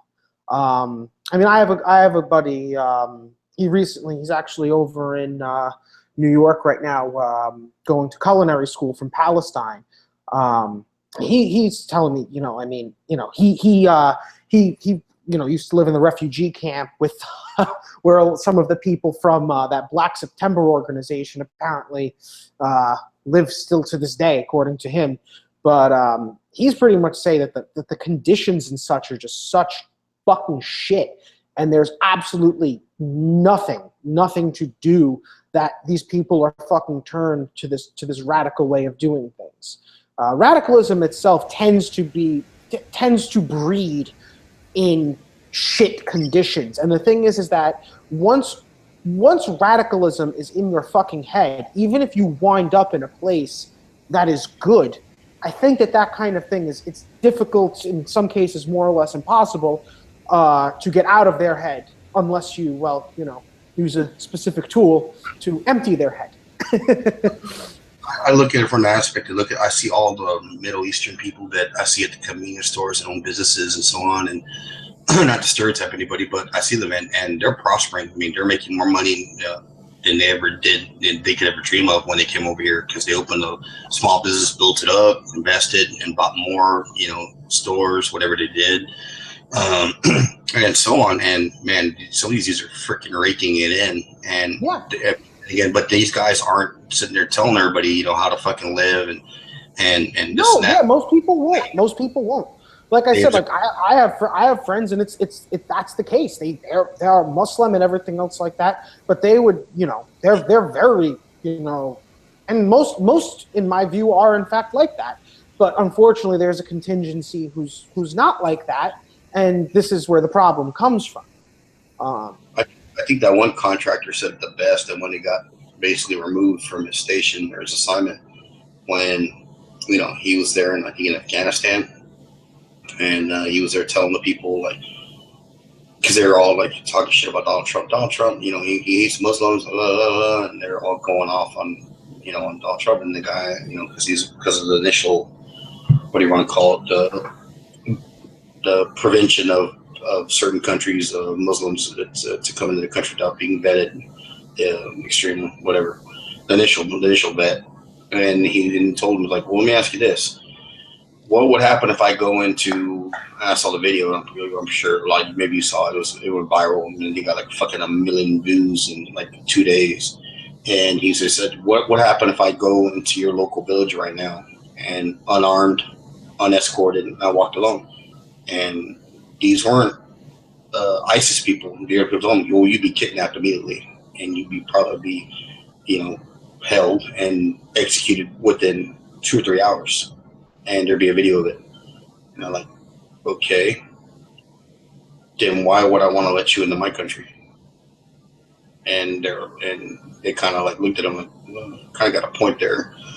The thing about that, these weren't even ISIS. I'm so sorry. These weren't even ISIS people. Where were they from? They were locals. Of where? Where he was assigned, Afghanistan. Oh, Afghanistan. He was a contractor. They were, and after that video like went viral, like the next day they had to remove him from that station he was at, or he was assigned to, and bring him home because they feared that his life was definitely in danger now that that video got so politicized. Right. Gotcha. I mean, I wasn't fond of that executive. Well, first of all, to preface the whole Trump thing, what I find interesting is I've asked my friends who are, like, I have one buddy from Palestine, like I said, and I have one buddy from Iran, and we've talked about it, and both of them are like, yeah, Trump versus Hillary, I take Trump. So that's one interesting aspect that I found. Actually, pretty much every Muslim, even ones that I spoke to just in passing, they were all like, "Yeah, no, I'm for Trump," which pretty interesting to say the least. But the other aspect, I was not fond of that at all, of that immigration ban that Trump put down for numerous reasons. I was told by friends that told me, when I was thinking about doing that thing when you go overseas for like 6 months, go to Iraq or whatever and run cable or, do networking, whatever it is you do, and get paid, 3 times, 2 times, 3 times your salary, tax free, come back. They're like, dude, you have to be really, really careful where you're over there and how you act. You're on eggshells all the time because you don't want to offend anybody, because just one thing you do can freaking spiral into something that. Well, yeah. So the thing is, a lot of those areas, like Afghanistan and Iraq and such like that, the main issue, from my understanding at least, is that it's very tribal. And when you run into those kind of circumstances, from my understanding, it's pretty easy to not really understand what goes and what doesn't from region to region, with tribe to tribe. And if you do piss somebody off and rub them the wrong way, they don't really have the nice way of dealing about it like we might. You know what I'm trying to say? Compassion. Yeah. But a lot of the issue I had with Trump's ban is that he didn't necessarily target a lot of the countries that are really, really funding and exporting the terror. Like, he's going to sit there and put Iran on this list. And it's like, okay, yeah, Iran does fund Shia extremists, but I don't believe, have ever really been attacked by Shia extremists. The vast majority of extremists who have attacked and have gone after the U.S. and attacked Americans, for the most part, are Sunni. And there's nothing wrong with Sunni. It is the majority of Islam and everything else like that. So I'm not trying to, put Sunnis in a boat, but who funds the Sunni extremists? For the most part, it's the Sauds. Why wasn't Saudi on that list? You know what I'm trying to say? So you can't piss them off because they're like Israel. It's controversial, but you can't fuck with that situation because you're always dancing with the devil with that particular. And I understand that. But to me, it's like either be sincere and do it correctly, or don't do it at all. That's my view on it, at least. And to go after Iran, for example, while yes, I don't think there's ever been an Iranian terrorist that has attacked the United States. You know what I'm trying to say? So to forbid immigration from Iran, and to not forbid immigration from, for instance, like say UAE, Jordan, and Saudi, it's kind of ridiculous in my personal opinion.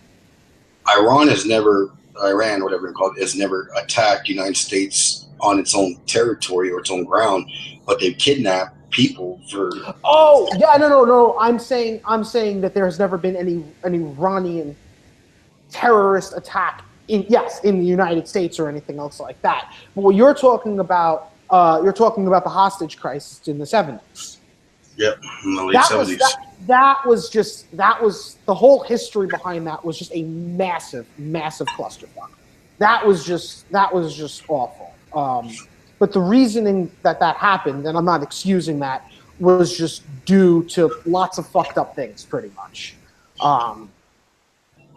One of the major reasons is because we basically, out of fear that so basically Iran was governed for a very long time by the Shah, right? The family of the Shah, pretty much like the emperor of Iran, right? Yeah. And the guy was very. You're aware of the history? Mm-hmm. Oh, okay, yeah. But so then you know the whole deal with Mossadegh and how he was. It's just like the guy. I mean, different scenarios, but very similar. Is like Bautista in Cuba. Exactly. But he was a brutal guy. He was a piece of shit. He was a piece of shit. Again, like people, up through the Shah, through Bautista, and left that vacuum, and they got the worst thing that could ever happen, sending having Saddam Hussein. You know, they overthrew him. Who was wait, Saddam Hussein with Batista was Cuba. No, I'm saying, but they were. Well, I'm putting in comparison. Oh, gotcha. Sorry, I didn't catch that. Bautista and Saddam, when they got rid of him, who was their guy? The the United States didn't get rid of Bautista or the Shah. The locals did, the revolutionaries did. But when they got rid of Saddam Hussein, they filled a vacuum in that they couldn't fill, and it just turned into a fucking never-ending story of who's going to occupy it and who's going to run it. Right. Well, Iran was a little different because they actually, the people of Iran actually did. So they got rid of the Shah. They got rid of the Shah. Pretty much they reduced him to a ceremonial role, pretty much. And I think even less than that in certain aspects. I'm not an expert in Iranian history, so I could be wrong about some of this for sure. But then they elected Mohammad Mossadegh to be the president of Iran. He was democratically elected, and his deal was he wanted to nationalize the oil of Iran. He wanted to take away from a lot of the British companies and everything else like that. And from my understanding, the Americans weren't really too interested in it until word got around that he possibly could be a communist. And this was during the Cold War, where we cannot have Iran become a communist country, kind of a thing. It wasn't true. He was not a communist, but McCarthyism. Yeah, we were kind of fooled into believing he could possibly be a communist, and et cetera, et cetera. So we staged a coup, from my understanding, and we reinstalled the very unpopular Shah. That's the funny part I think about all these assholes today saying that the Russians rigged the election. We've been rigging elections for fucking years in countries. The CIA has been rigging elections. Absolutely. Absolutely. We're not, no country's hands are clean. Well, ours are a lot dirtier than other people's. Want to admit or respect, because it's an old saying: if you forget history, you're bound to repeat it. Oh, absolutely. But that's typical in lots of, like, for instance, in Russia, one of the dudes I teach, one of my Russian teachers, has told me pretty much in school in Russia.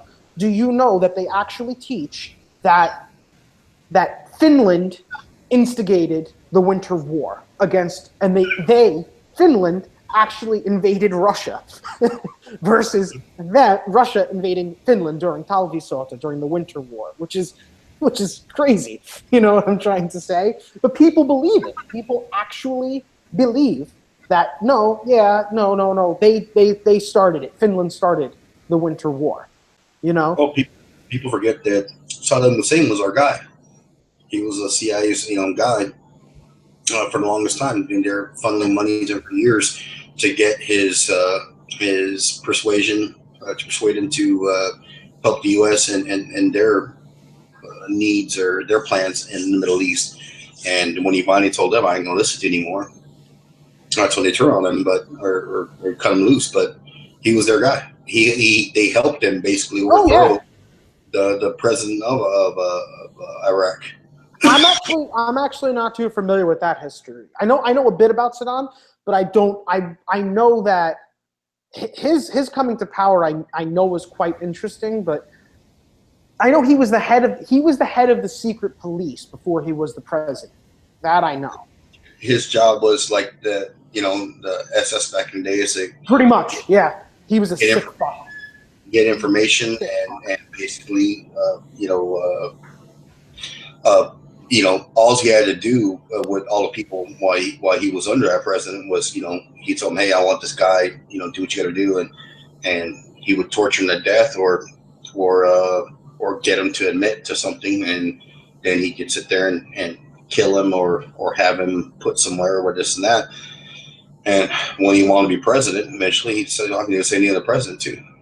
Did you ever see the video of him, like, when he officially consolidated his power? Oh yeah. It's sick. It was the sickest thing I've ever seen.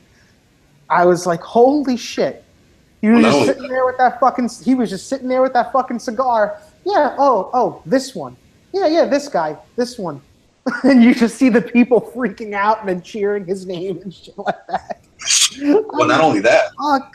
is he didn't have soldiers kill the people. He had the current people that were cheering him and saying, "Yo, son." He said it at the end. It was crazy. He said it right at the end. He goes, "Yeah, you guys, you're loyal. You're great. Guess what? You get the privilege of doing going out back and shooting your friends. Go on and have fun." Crazy, insane. And he was a fuck, but his sons, oh my god. I can't think of much more sadistic people than his fucking sons. Particularly Uday. Total. Oh my god.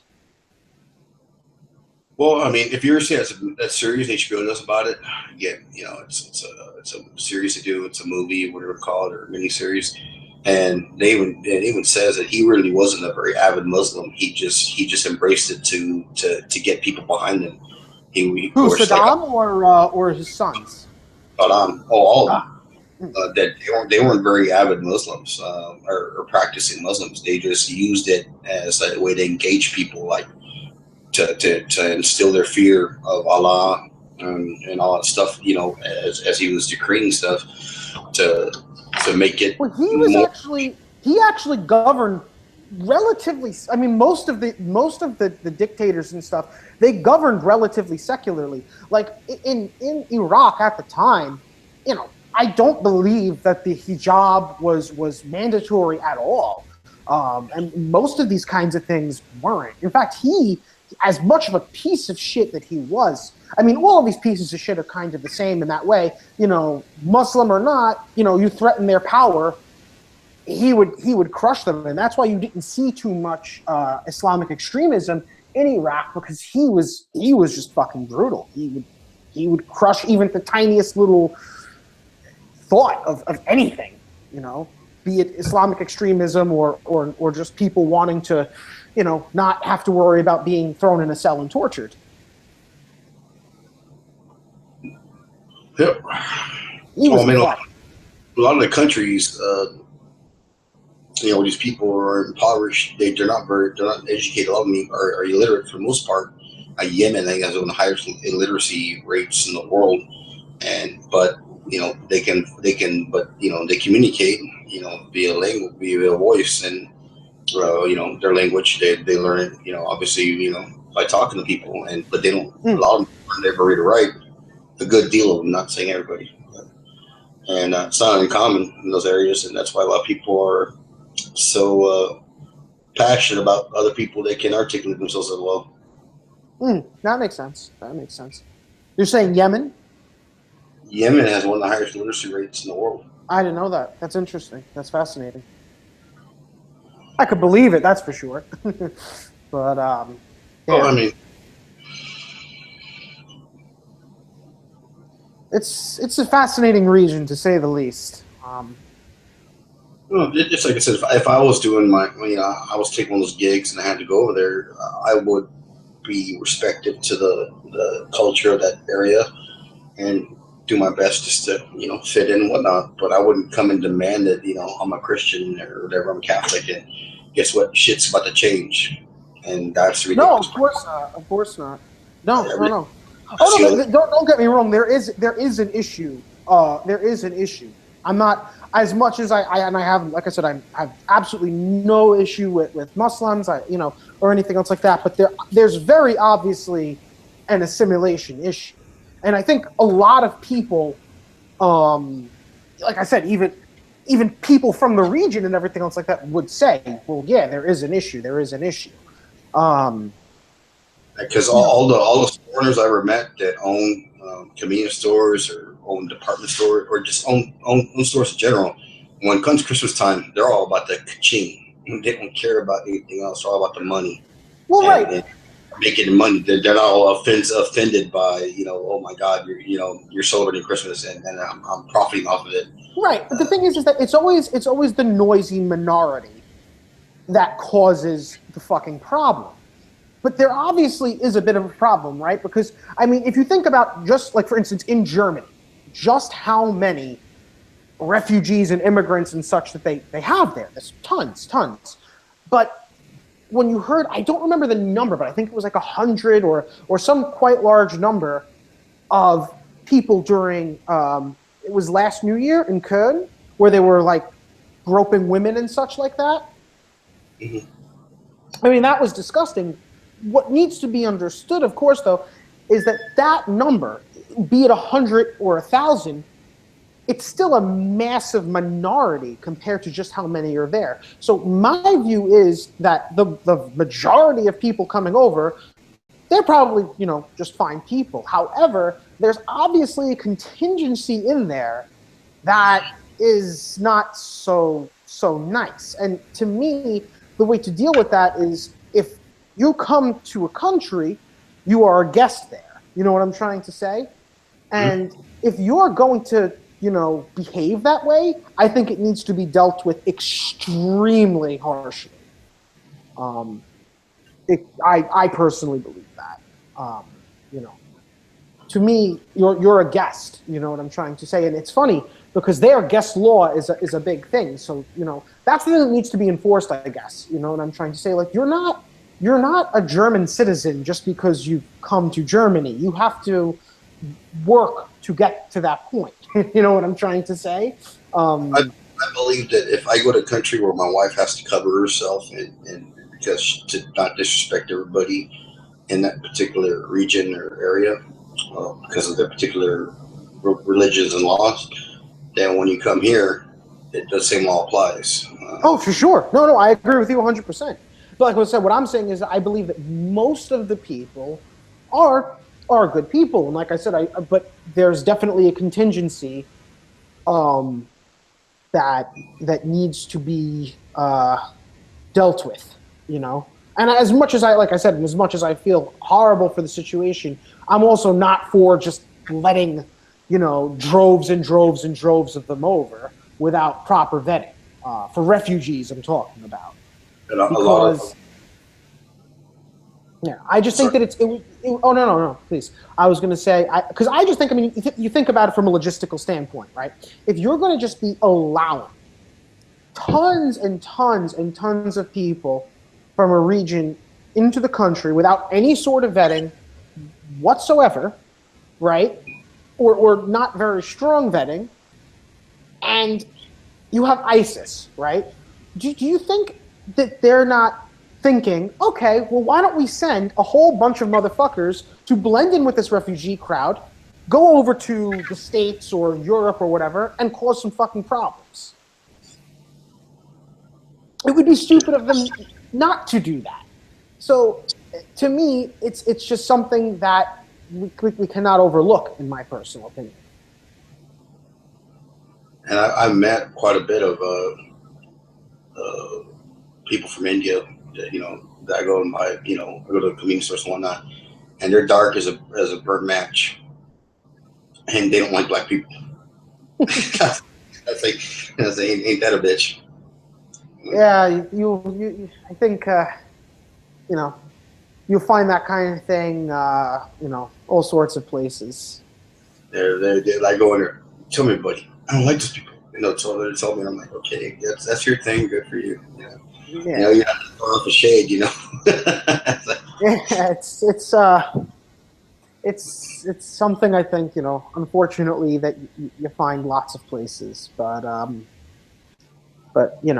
like I said, it's unfortunately it is a bit of like I said, this immigration and refugee crisis. Like I said, I just wasn't fond of the way that Trump handled it at all. Because like I say, say extreme vetting, but in order to come here from these countries, you already have to. It's pretty extreme. You know what I'm trying to say? Already. So it's like I kind of would like to know like what additional kind of thing they're gonna have anyway. What I mean. Obviously, people have their differences with that, and I respect your opinion on that. But what really stunned people is that they're like, okay, he's doing what the fuck he said he's gonna do, and that just people are like, okay, because shit, Obama said I'm gonna do this, I'm gonna do that, and he took his time getting it done. They did everything, what do you want to call it, being political, a bureaucrat, and this and that. But he didn't get the shit done, or he didn't get anything moving in his first, month or so. It was just like it was a honeymoon. Like, oh, Obama's, first black president, and so on and so on.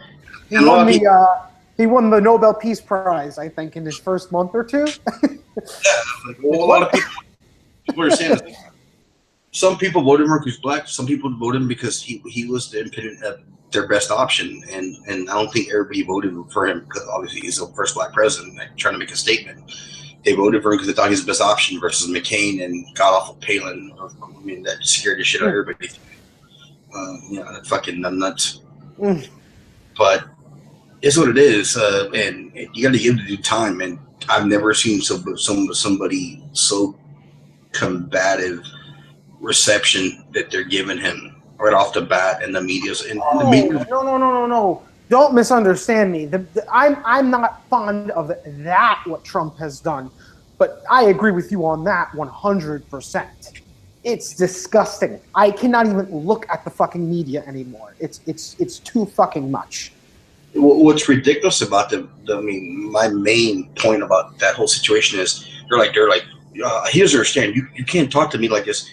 No, you don't understand. That's the reason the fucker got elected, because he fucking told you to go fuck off and go fucking fly a kite, and you're still consistent on this aspect that you're entitled to that. It's not popular for a president to be that curt with people and to be that smug with people sometimes. But when the media's throwing in his face every time, everything he's doing, this person, and criticizing his cabinet right from the get-go, which he didn't do anything to Obama when he took office. He had the honeymoon, and you're just crucifying the guy from the get-go.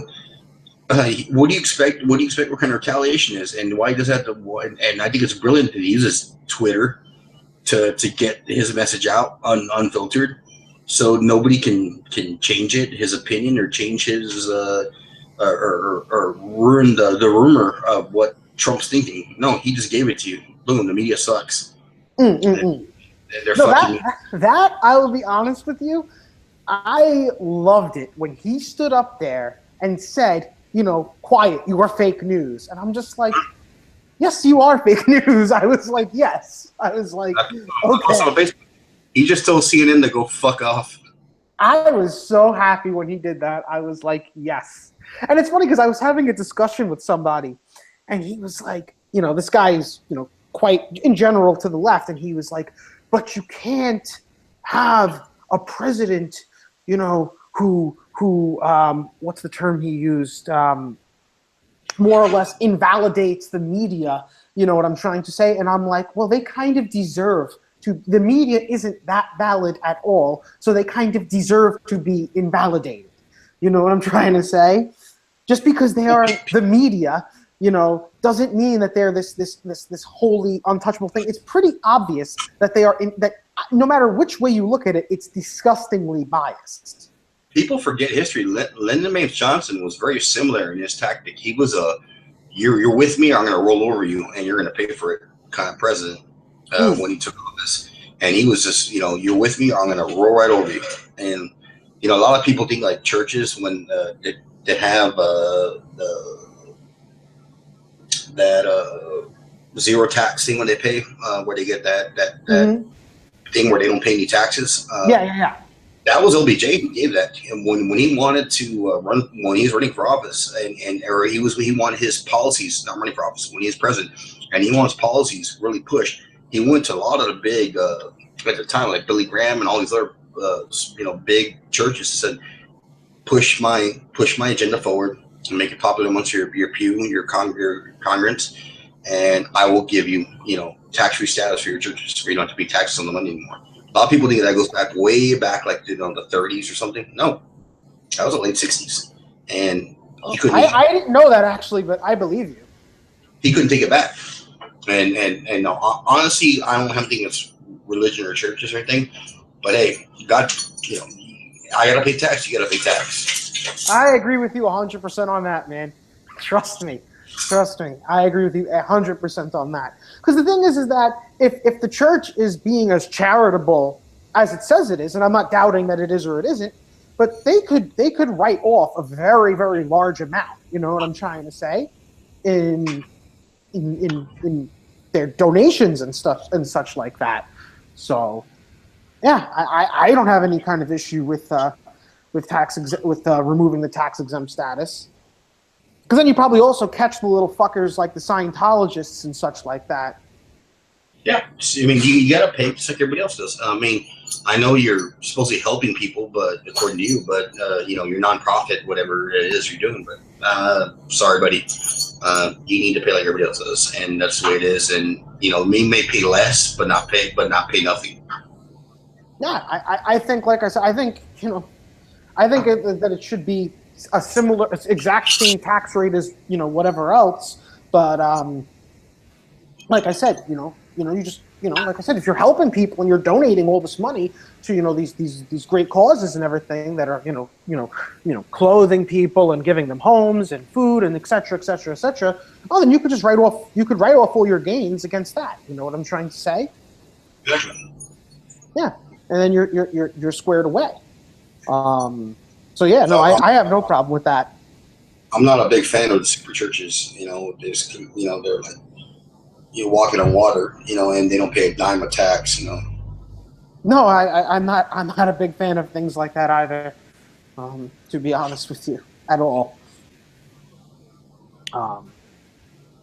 But yeah, that's kind of what it is, sort of thing. Yeah, but I really don't like the way Trust's being treated. I'm like, dude, you got to give the chance the man the work before you can judge him. He's only been in office. What of when they, before he was even sworn in, they were saying he has the lowest approval rate in history, and I'm like, how could he have a low approval rate if he's not president yet? Yeah. It's like if I'm going to accept a job next week, and you're like, you are the worst at this job. It's like, what? How can I be the worst if I haven't worked yet? I've been working at it though. Yeah. Yeah. And like I said, I think it's funny. I'll be right back. Give me a sec. Yeah, I know.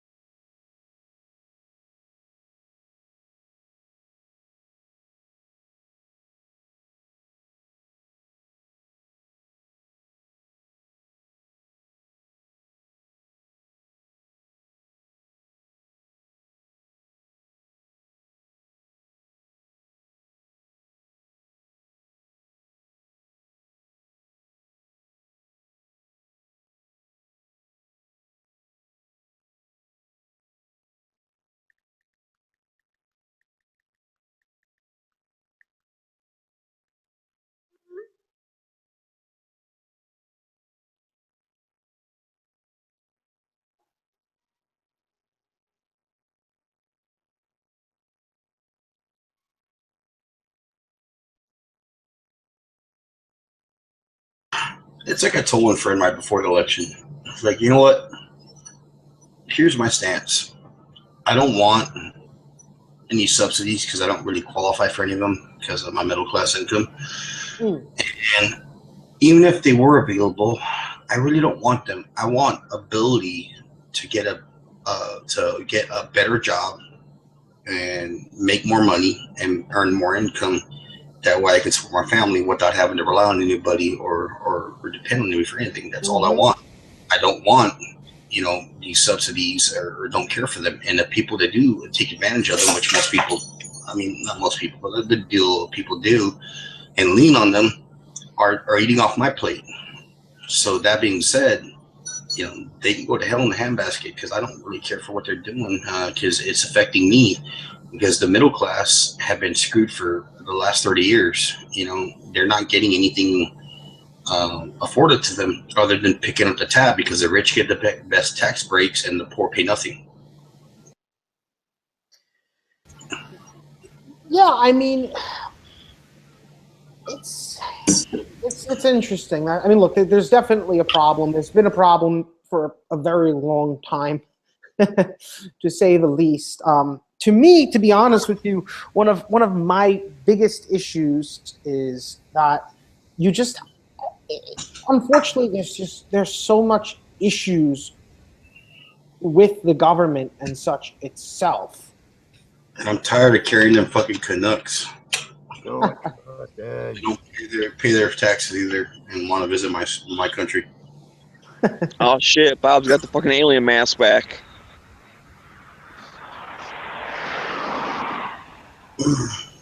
We could build a wall. You already Canuck there. Poutine. Instead of building the wall to the south, we just bring it up to the north. Hey, I'm on the front lines. I'll tell you what, them motherfuckers come through Windsor, go through Detroit, I will fuck them up. Hey, I'll tell you what, man. We wouldn't mind the wall because now we're getting all these freaking Somali refugees across our border. Oh shit, dude! Fucking, sorry about that. Some fucking rabbit just fucking like took off from like right next to me. Oh shit! It scared the shit out of me. I just hear this like crunch, crunch, crunch. I'm like, what the fuck? See, that's your biggest problem, Bob. You need to run for You need to run for prime minister. Yeah, well, no, I don't really want to do that. They dig too far in your past. Remember that time, Bob? You got 3 counts of Mopri in Western Ontario. Dude, could you imagine that shit? Like, I'm running for prime minister, and they're like, the campaign ads against you are like, he thinks he can take on a bear with a 22. Actually, that would probably go over well in Canada. I mean, He said a chimp with a knife is more dangerous. What kind of Canadian is that? I don't remember what side you came on that fucking argument. Well, the worst thing would be he let a Californian take him out with a plastic knife. I tripped. Oh yeah, that shit would be on loop, man. That shit would be on CBC, like on a loop.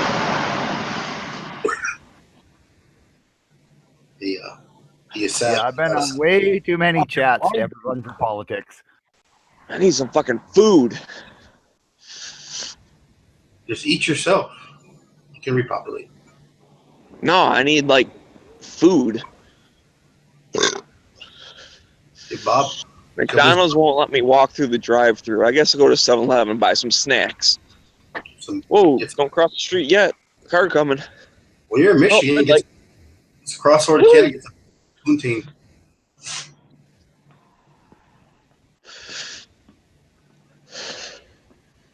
It would be a bit of a walk to get some poutine.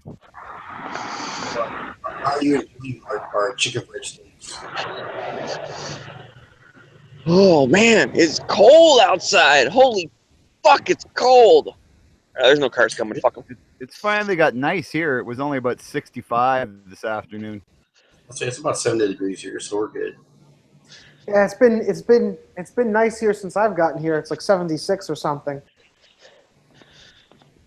It was like 30 something earlier today. It's below freezing right now. I'm walking on some fucking crunchy ice shit right now. What that shit? So when it hits the mid 90s here. Bob, what's your favorite truck stop plate you've had? Oh. Let me see. I like the roast beef and potatoes I had the other day. That was so good. The chicken fried steak? No, I don't like chicken fried steak. That's why you go back to Canada. Oh my god. I had a real Mexican taco the other day. That was interesting. Really good, huh? That's no way to speak of a lady. There's no way Mexican tacos in How Arizona. disrespectful. I'll take you to real Tex-Mex food when you get here, Bob. If you ever do make it down this time. Oh yeah, that's the plan, man. Like I say, after Tulsa, it's just kind of wander on through Texas, and then sometime around, what was it? Yeah, sometime around May, the end of May, I got to be back in Canada. So, but just for 4 or 5 months, and then back down. Arizona, I love Arizona. Just not right now. It's too damn hot. Bob, you come to Texas. So you're only in the States for another couple months? What the fuck, dude? Well, yeah, it's because I went back in the middle, and yeah, you've like barely been here. Yeah, no, it kind of sucks, but it's getting too hot in Arizona. Well, that's okay. This is where I was getting at. So in the middle of summer, when the South is hot, fucking come up to Detroit and hang out with me. Yeah, I could do that. Well, except it's Detroit. Guess they got a good car museum, though. Well, Bob, let me tell you about Detroit. Yeah, dude, we'll go to the fucking Henry Ford. We'll take the Dearborn tour. Get to go through the fucking factory and shit. Oh, that'd be kind of cool. Well, Bob, let me tell you about Detroit. I don't know like half the people. Although the factory tour, I think it only goes to the body shop and the final assembly. It doesn't go through paint shop, which sucks because I used to work in the paint shop. You remember Bob? What the fuck? I posted at one time where it said this guy was in Florida and he saw a car with a bumper sticker on the back that says "I miss Detroit." So he broke his window and stole his radio. So they hope it left a note. I hope this helps. Yeah, well, nobody do that with me.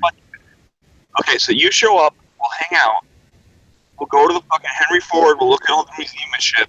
We'll take the factory tour at Dearborn, we'll break off the tour and run over the paint shop and fucking like go say hi to everybody because I know like everyone who works there. And then we'll like meet up back with the group and then we'll take off. Cool. But I don't know if you can keep up with Bob. Because they'll all be like, hey, you're not allowed to go there. I'll be like, oh, really?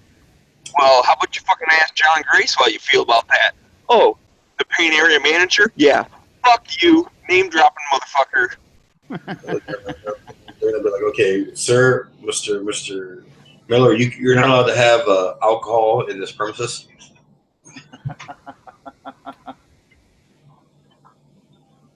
Yeah, but Smeggy said it's cool. He knows people. Do you know who that little snowman is?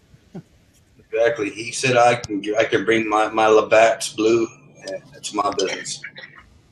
Well, beer's not alcohol. That's just beer. Dude, Bob, I got a whole fucking case of Labatt Blue. We're good to go. Come visit. Yeah, that almost might be worth it. And you know what? You're above Ontario, right? Or below Ontario. Or right? Detroit? Or is it Quebec? Anyway, you're not that far from Manitoba, and I got to make sure I cross back into Manitoba because that's where my gun permit's good for. Really stupid. Well, Baba, when you come into Texas again, so I can make some I'm not time. sure when I'm gonna get there. I'll be there probably sometime in, what is it now? It's March? No. What is it? Is it March? Yes. So probably sometime in early April. But I mean, I'll let you know a good week ahead of when I'm going to get there. I can't plan that far ahead. Good God, man! I could blow another plug out of my engine or something. Get stranded at a Walmart somewhere. Show you the real Texas, Bob. Why don't you show me a good place to get a hat, man? I want to get a really good hat in Texas. I can do that. Maybe some boots. Get you a real pair of boots. I got. Tell you, if things don't work out here, I might be headed to Texas myself. I'd love to live in Texas. Yeah. I just headed out to. I'm in Miami now, and I'm loving it, to be honest with you. But if I'm having issues sticking around here, I'm definitely open to explore the rest of the free of America, not including. Dude, if you want to ease into it, like come hang out in Michigan because we're like middle of freedom. Oh, I'm here, Like man. we have just about everything except for fucking handgun registry, which sucks. Oh, I'm in Miami right now. Well, I got some respect. Can you please take back the nooch? We don't want him here. Dude, he's got shit in Michigan. Like, actually, fucking in the same county that my place is up north, he bought like I don't know a couple hundred acres from like the state land. It's one of those things. Just really, like you're not gonna fucking the regular public, but all of a sudden, like it happens to be for sale. Nugent buys it. Like that was some fucking shit. Also, I'm asking, convince him and Kid Rock to go back and stop coming to South. Kid Rock's hanging out in the South too, motherfucker. Dude, that what's wrong with Kid Rock? Singing in Alabama and Michigan. Because like I know he's got shit up north. He's more on the east side. Ted Nugent's on the west side, like up north. But you know his buddy fucking Uncle Cracker and shit? So the bar, oh my god, what? I forget what lake it's on. It's up on the like the northeast side, and there's like this bar, Long Lake Bar, is that what it's called? I forget. It's something. Anyways, fucking Uncle Cracker is in there like every weekend, and Kid Rock comes up like every once in a while and hangs out with him. Well, I've never seen him up there, but last time we were up there, like, you know, all the waitresses and shit were like, oh yeah, Kid Rock comes in here like every couple of months. Yeah, I don't want Kid Rock. You know, he's all Southern now. He's a Southern guy. You know, he's basically a rap guy when he started out.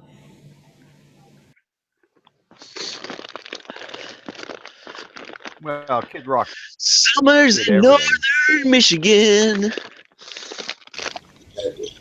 I quite like Kid Rock. I mean, he's amendment. He's music's good. I never liked that dude from the get-go. I thought, you know, I remember when I used to see him when he first started out, and he was like on these low-level TV shows trying to promote himself. When he had Joey D with him and so on. I don't know. He's a white boy did good in a black man's world. I don't know about all that, dude. I just don't like seeing some of them folks coming down and trying to claim that they're from somewhere else. And like, you're from, and again, there's country, obviously, in Michigan, but it's their country. Yeah, Kid Rock's a weird one. I think Kid comes from his fake. He's also a country guy, so it's like, wait a minute, which part of Michigan are you from? Country, that's. Oh, they have country folks from anywhere that farmland and cattle, country people. It's just yeah. Being around Michigan's horses and cows makes it weird. Rural shit. Yeah, but Kid Rock's the state, all up north, the whole Upper Peninsula, like we have plenty of country. But my question is, how can you say like, I'm from Detroit, but I'm also country? It's like, well, that doesn't add up, right? It just means that he can. No. Kid Rock started out as like a rap icon, and then transitioned into a little bit of rock, and then all of a sudden he found his like soul in the South or whatever, and you know he was there hanging out with Loretta Lynn and so, and you know doing shit like that kinds of stuff. He's trying to like to rip off the whole Southern classical thing because nobody was doing it. Willie Nelson, he hung out with Willie Nelson, man. Good for him, but the thing is like Smeggy saying, you are where you are. You're from where you're from. It's like saying, Oh, yeah. that- I mean, you can't- that's like saying can't for learn- New Hampshire, and you're gonna try to patch all the fucking country. How many rap stars actually end up, when you find out about them, it turns out they came from a wealthy middle class family. All right. Oh, so you're not from the hood, See, I like. I've seen some Canadian country artists. Anne Murray. I love Anne Murray. I wasn't a big Katie Lane. I wasn't a big Katie Lane fan, but she was a Canuck as well. There it is. Right. Yeah, I know you like this.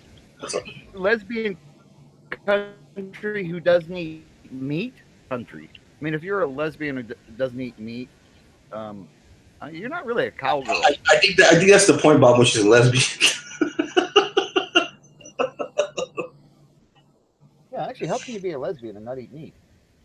Well, that's the point of being a lesbian, Bob. Yeah, that's what I was just thinking. Is like, isn't it like a nice warm ham sandwich? Corned beef, maybe? And you got Canadian bull riders. Oh yeah, lots of that. Well, we got lots of cowboys, man. Like I say, I grew up and we used to drive to the rodeo in Minot, and then the people from Minot would drive to the rodeo in my town, and then we'd often date girls who lived in Rugby, North Dakota, or in Minot, just because they were American chicks. Like that close, you could drive a couple of hours and you're in a small country town and partying down. Cow tipping, Bob? Nope. That's kind of dude. Canada has tons of country people, like in Alberta and fucking Calgary and like all that shit. That's all fucking cowboy shit. Go to Alberta and you'd think you're in Texas, right? Because it's all about oil and cows. But the only thing about Canadians, they wear them funky hats. They have like all these weird shapes. They do wear a different kind of cowboy hat, yeah. I mean, it's really like you see like half the guys you see are wearing cowboy boots. Let me ask you this, Bob. So last time you went to Canada, after a good stretch in the States, were people calling you out on your voice? That you change your voice, your accent? Nope. Nobody said a thing. I used to hear quite a bit of A's back in the day. Yeah. Well, I don't know. I've actually purposely probably quit saying A as much because I found that was the only way people would recognize me as being Canadian. All right. They'd think I was, just any other guy off the street until I came out with that A. Oh, you're from Canada. Oh, I wouldn't have known. I'm like, So I quit doing it just because, why not? There's every other person on the street and everything, and then that way you get a real honest view of what Americans are like. So I've actually came out with a pretty good viewpoint of what you guys are like. Hey, Bob, the way we can sniff you out is not because of your A's, because you don't bathe for 3 days. Oh, please. You're on the road, you don't. Yeah, kind of, Kira. Well, that's the deal is like you have to about every 3 days you have to go to an RV park somewhere because you want to number one dump your grade. Oh shit! Fucking Popo just drove past me. Oh, what did? He did that whole like, I'm gonna slow down and stare at this motherfucker for a while. Holy shit! Is he fucking turning? Oh shit! He might be fucking turning into the subdivision. Is it a cop? Stop me on the edge. Yeah. It's all good. Fucking cop just drove by, and then he turned into the subdivision like the next fucking street up. So yeah, we'll see what happens here. They'll be turning around and I'm gonna have to pull this whole like, am I being detained? Am I free to go? I'm a sovereign citizen.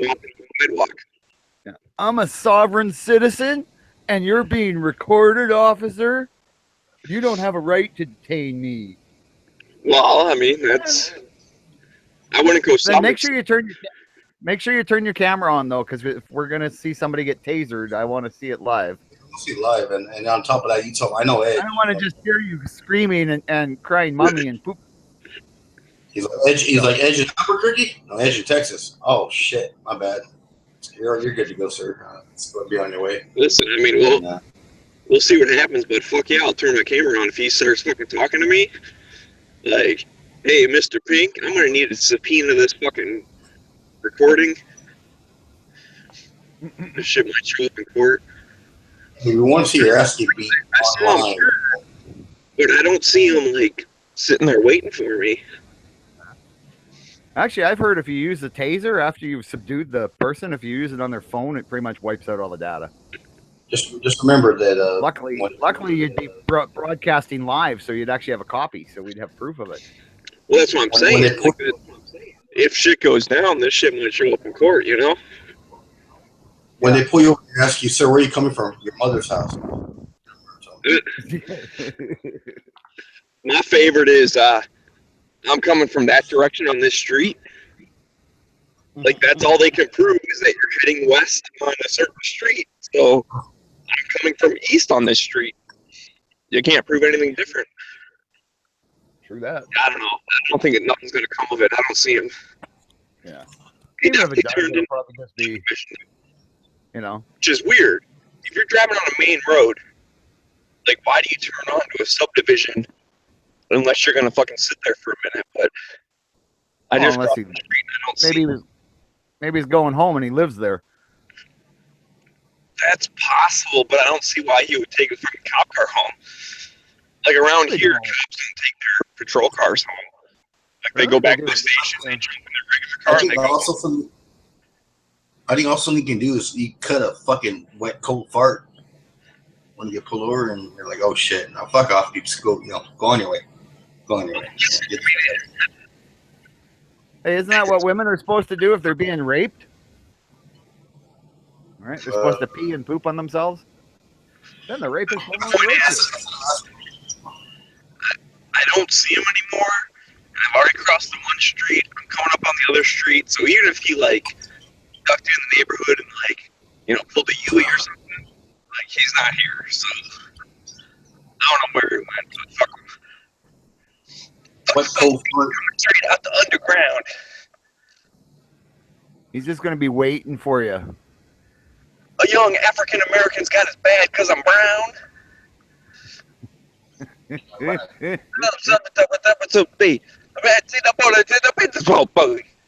don't really know all the words. I just know that song. Fuck the police. Fuck the police. Meanwhile, the cop's got his window down and is quietly following behind him in his car. That's possible. We can go toe-to-toe in the middle of a cell. Fucking with me because I'm a teenager with a little bit of gold and a pager. That don't scream 90s. I don't know what does. Like, oh, he's got a pager. He must be a drug dealer. Yeah. Like, Mom, no, maybe he's got Ain't nobody got a pager. The only people who have pagers now are still the fucking, like, tech nerd. Because my buddy's all, like, network security shit, and he still has a pager. Not that people call it, but it's set up to, like, auto, like, when a email server goes down or some shit, it, like, auto sends him a code or whatever. So he is one of them nerds who still has a fucking pager. Well, because the system still works, and why bother to replace it if they don't need to? Right. No, he's, like, there was that old, like, SNL skit where the dude had, like, 5 cell phones and, like, 4 pagers, like, on his belt and shit. That's my buddy. Like, he's got a pager and a couple different cell phones. Oh, fuck, he came back the other way. Oh, shit, he's going eastbound now. Fuck the police. The motherfucker did turn around and come back. He just went 2 streets down. When they pull you Told you, over, man. He's keeping an eye on you. you say, yeah, officer's a problem.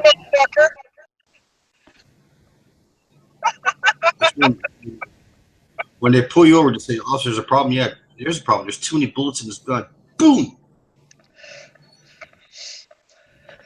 Motherfucker, I can't, like, I thought I was just like being paranoid. Like, nah, he ain't looking for me. Like, he's just gone.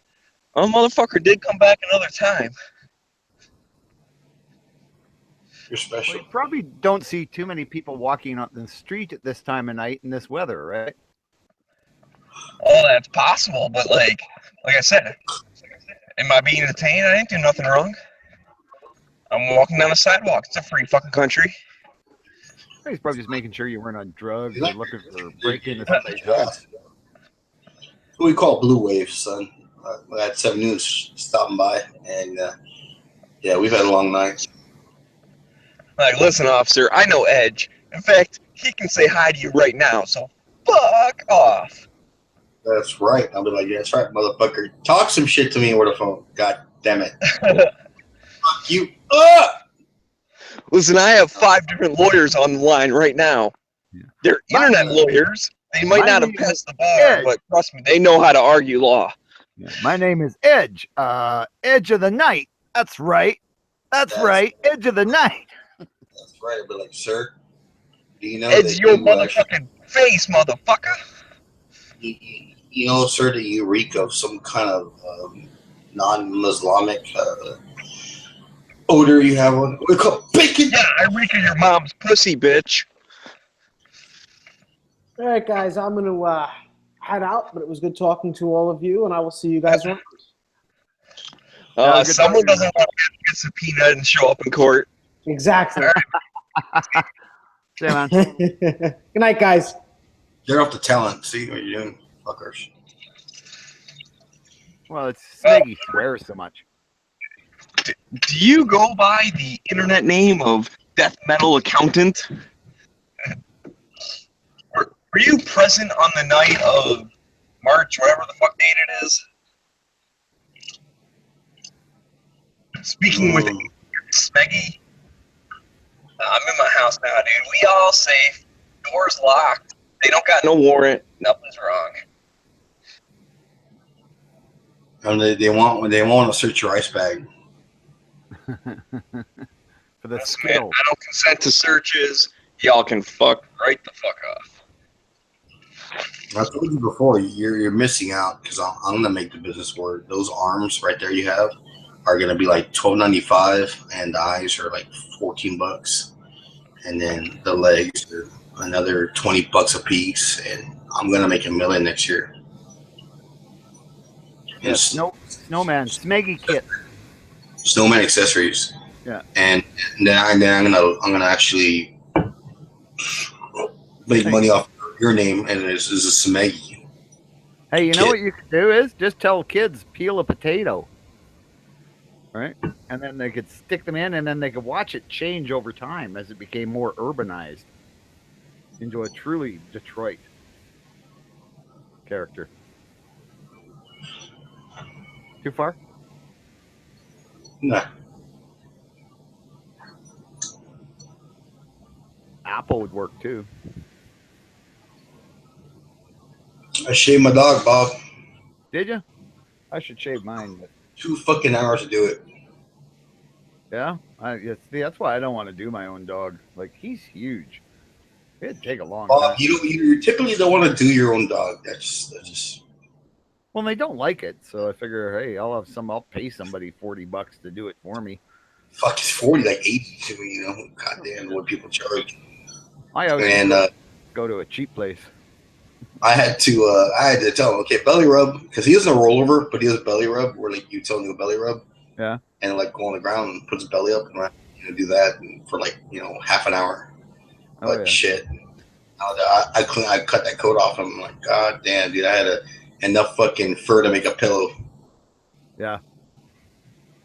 Well, yeah, my girlfriend used to shave her own dog, and oh my God, a couple times she got carried away, and that poor dog just looked ridiculous, eh? Is that a sexual reference, or are you talking about your girlfriend? No, talking about her taking her dog and giving it a haircut. Okay. Huge many 50s. But yeah, the poor dog looked and you could see the dog was embarrassed, right? The other dogs would come over and just like go sit in the corner and go, fuck. He loved it. He's like, I'm light. I cut that yellow coat off him. Yeah, well, that's the thing with Charlie is when I shaved him last year, he went from being this golden color to being just white. But he's still shedded. But oh my god, like it is like the amount of hair that comes off this dog is just ridiculous. Like I have enough to make another dog just in the camper right now, and I vacuumed up 3 days ago. I don't know. Yeah.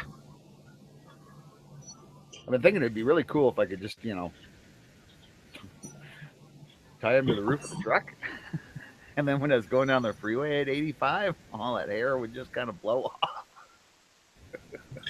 No, dude, I put my yard blower on this dog after I shaved him. What I need to do is give him a good bath to get all the loose hair off him. Yeah. Yeah, but even then, even when he's like he has full coat, you see all the hair fly off him. But nah, dude, this dude like he's really weird and he shakes like his head like every like fucking 10 minutes. And just fur just comes off him. And it gets all. Yeah, if Pinks was here, he could attribute to what it's like riding in my truck with the windows down because there's so much dog hair in it. Like literally for the first 5 minutes you're going down the road, that's all you can see is like dog hair going out the windows in front of you. It's just like a steady, cloud of dog hair going out, eh? Like Pink's just sitting there like, I can't believe this, eh? I was like, I know, I wanted a poodle.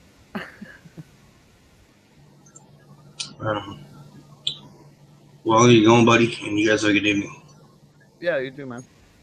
Oh, again, you got my number, right? Oh yeah, yep. Like Let me know when. I'll get about a week away. I'll give you some warning. But yeah, it takes me a while. I don't plan shit. I'm just gonna, I'm gonna drive this far that day, and then I'm gonna stay here. Unfortunately, I need to, if you're gonna do it, I need to have the notification so I can let my bosses know that I need time off because they're ridiculous with that shit. And they're like, oh well, you only asked me, okay, we got this plan. Yeah, well, we'll probably make a better plan. Yeah, I have to think about it. My big thing right now is just thinking of Tulsa on the, what is that, the November. I know Murphy. You're probably not going to go hunting with Murphy because he's fucking just and what he ended up going in the business with his brother, and they're just like doing a lot of custom home stuff. Oh yeah, and they're small. Oh, and he's working like 10, 12-hour days. Yeah. Well, if it doesn't, I mean, he's got to eventually come up for air, so hopefully it'll be sometime during the.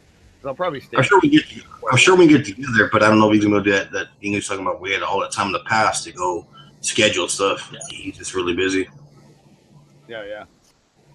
Well, hopefully, like he's got that Snyder and the. What else do you have? You got everything in the handbasket. Yeah. But I like the old black powder British cartridge guns, the old single shots. Those are kind of cool. Got a little pocket 30. If it works out, it'll work out. If not, who's next year?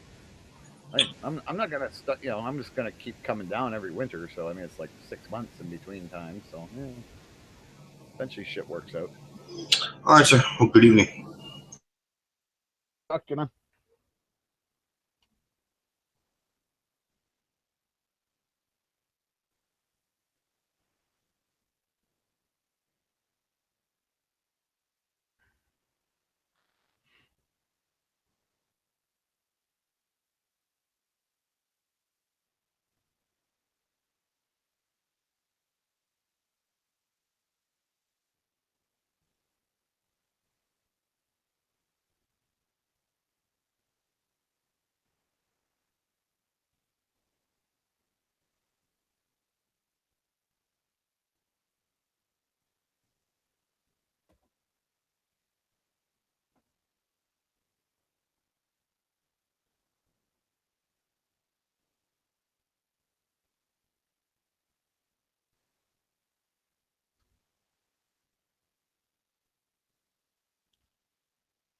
Well, why would want two Smeggies in here? I guess he's got to switch from his phone.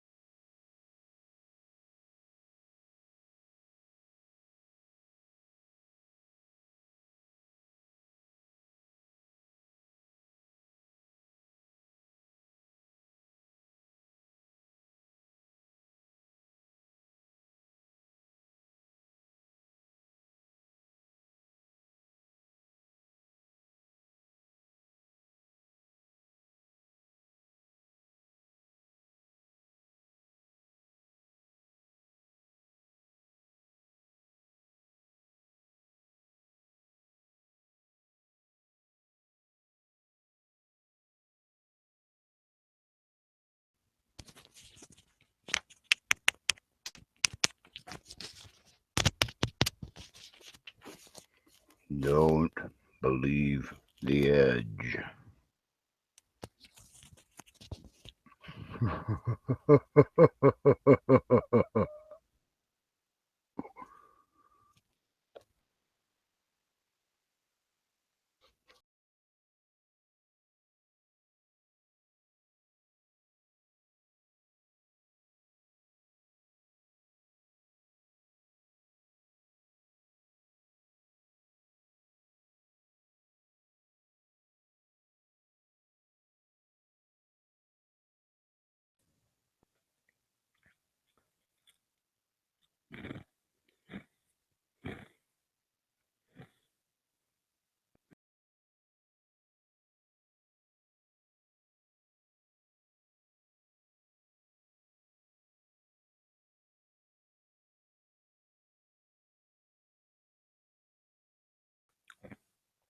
Okay, I'm back.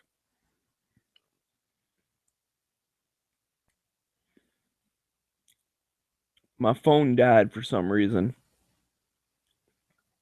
Even though it's showing like 15%, but my phone just randomly shut off in the middle of that shit. Really? Yeah. Last we Like, I heard, didn't even get the fucking warning like, oh, you're getting low or nothing. yeah, last we heard, you made it in the door of the apartment or the house, and then you were gone. Yeah, I'm in my house. I'm safe. Ain't no cops getting me. Where's your warrant, motherfucker? Fuck you. I do not consent to searches. Well, unless it's a really hot cop. No, fuck that. I do not consent. I don't give a shit. I ain't falling for that. I do not consent to searches. I mean, maybe when, you get off work, you want to hang out. That's a different story. Netflix and chill. But I don't consent to no fucking searches. I used to do that when I worked at 7-Eleven on the graveyard shift. If any like good-looking female cops come in, I'd try to pick them up.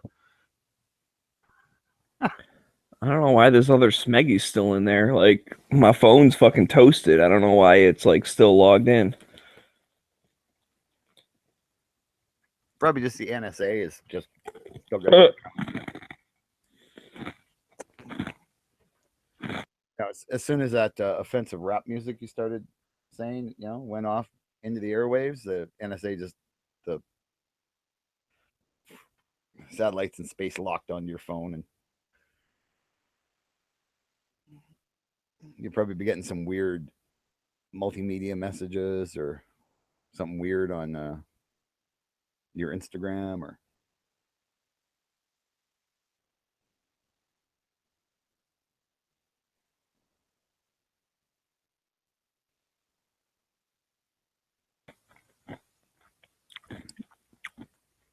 Hey, if the NSA wants to follow my Instagram, all I ask is that they like some of the pictures. Yeah, exactly. Don't be a fucking like lurker, like fucking like some of the pictures, man. That'd be hilarious, though. Mm. Can you repost the good ones? Because you guys must have shit pile of people you can repost to. I don't know how many followers the NSA has. Or Twitter.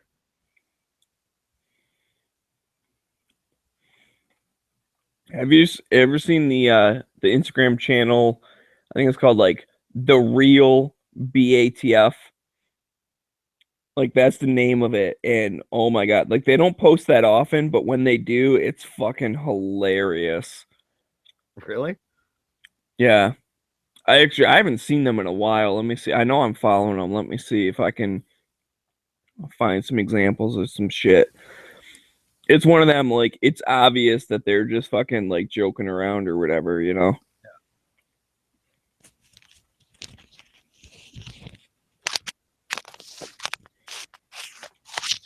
What the fuck? Where are they? I don't follow that many people. I should have found them by now.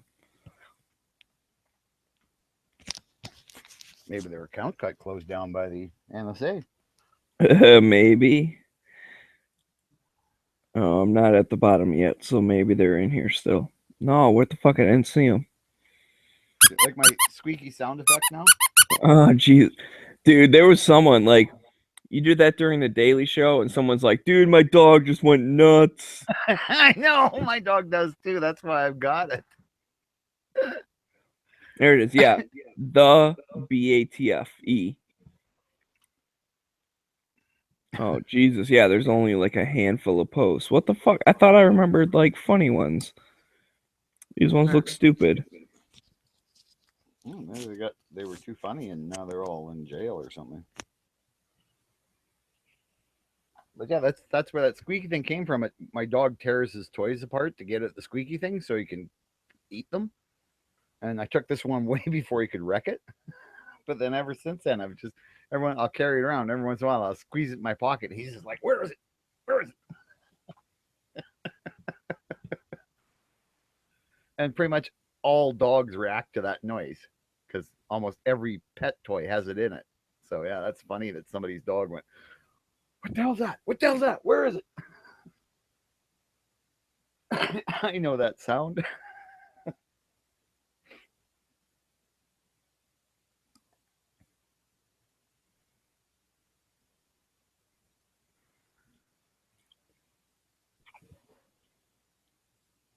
I'm not dead tonight. Two hotties out there, but he was just wondering if the cops got you. No, they did not. There's nobody's show on right now, is there? Not at fucking 2 o'clock in the morning, no. Well, it's only 5 to 11 here, so. Yeah, these ones are like... These ones are dumb. I swear they had fucking like joke posts, but they seem to be all gone. Sure they did, Smiggy. I'm telling you, no, they did. Like, I don't like. Yeah, all of these are dumb. So I'm a little confused about what happened because I remember them like having like joke things. Maybe you're just remembering a different group that had almost the same name. No, it was that one because I remember the picture and everything. Oh, okay. It was that one, but it's like they took off all the cool posts.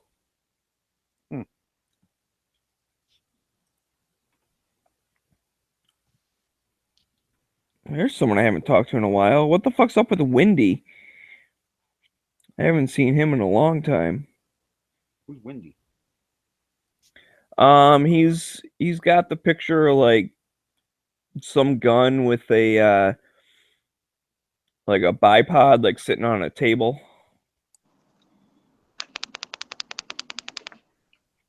Okay. What's up, guys? What's up, Scotty? Not much. Did you guys see permitless carry? Looks like it's passing in North Dakota. Oh, that'd be awesome.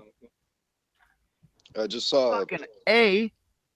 Got a friend over there, and they just posted to Facebook that it passed the House today. Looks like it's just waiting on the governor's signature. Oh, that's excellent, man. That means I got somewhere to spend summers. I just have to have a hunting license there. Woohoo! Number 14, dude. We're good to go. Lots of good places to go fishing there in North Dakota. Lots of cowgirls. Oh, man. Yeah, just a while ago you mentioned a spot I've been to. What, rugby or Minot? I've been to both. Oh, yeah. I spent quite a bit of time in Stanley. Okay. Yeah, we used to go to rodeos in both places. The Minot one was a big one. Rugby had like a more smaller one, kind of like what we had.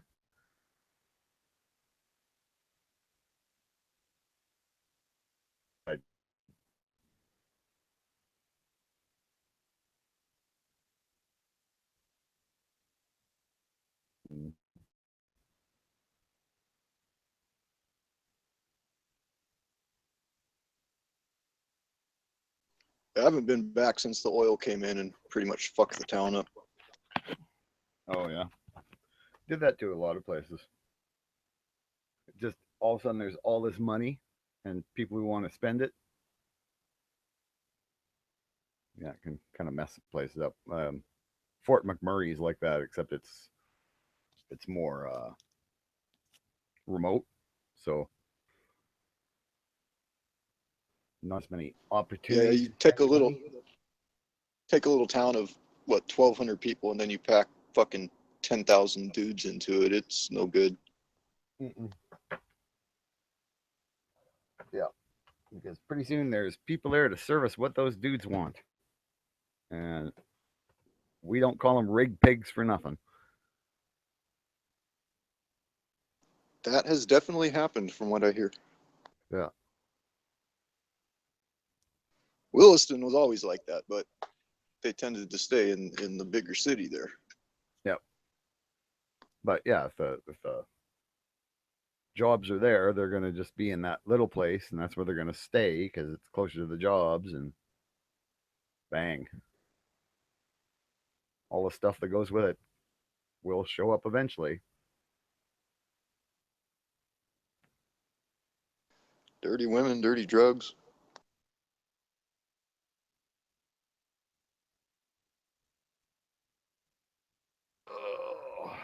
Well, I got the trailers pretty much ready to go. I should vacuum it though. Like, I keep complaining I got to vacuum it because I got so much dog hair in it. And then I'm just basically ready to pull out of the site. So I'm gonna stop off at G-Web's place tomorrow and drop off his welder. Or I borrowed his MIG, but unfortunately it didn't work. Or his TIG. I was good. TIG and MIG's mixed up. But yeah, something wrong with the wire feed or something. So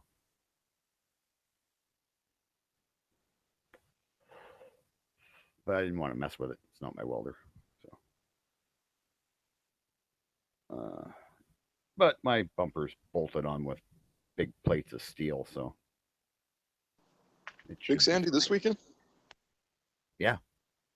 So I'm going to drive to Phoenix tomorrow and then Big Sandy on Friday because I want to get out there in the daytime, so I can get a level spot to park the trailer, or at least somewhere where I can kind of level it. It's a lot nicer when the trailer's not all sloped and leaned one way. You meeting up with Mika? Yeah, hopefully. I have got a couple of phone calls from Texas, but nobody answered, so I'm not quite sure whether he's, it's a new phone he's still dealing with, but so he's got my phone number, and he's, I have got texts from him, so hopefully we'll be able to work this out. So yeah, he's going, well, I'm gonna rent a car, so I'm gonna sleep in the car, and I'm like, well, okay, if you want, but I guess if we, depends how much room we got in the camper, but I always throw the dog outside. I've got a tent too. Actually, it'd be kind of cool to set up there because it's a big Canadian flag tent from our centennial. Not big, but the whole tent's like kind of colored in it as a Canadian flag.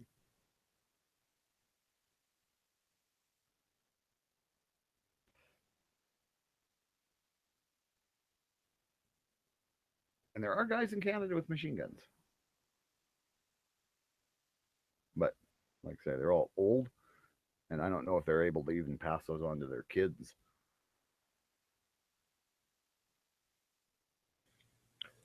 All right, guys, I'm going to bed. I just wanted to check in after my phone died, so y'all know that I am home safe. No one's knocking on the door. Doesn't matter because they don't have a warrant anyways. But I'm going to sleep now because I have to work tomorrow. Hooray! Oh, well. Have fun. I'll just be driving to Phoenix. Sounds like a plan. Go to a machine gun shoot.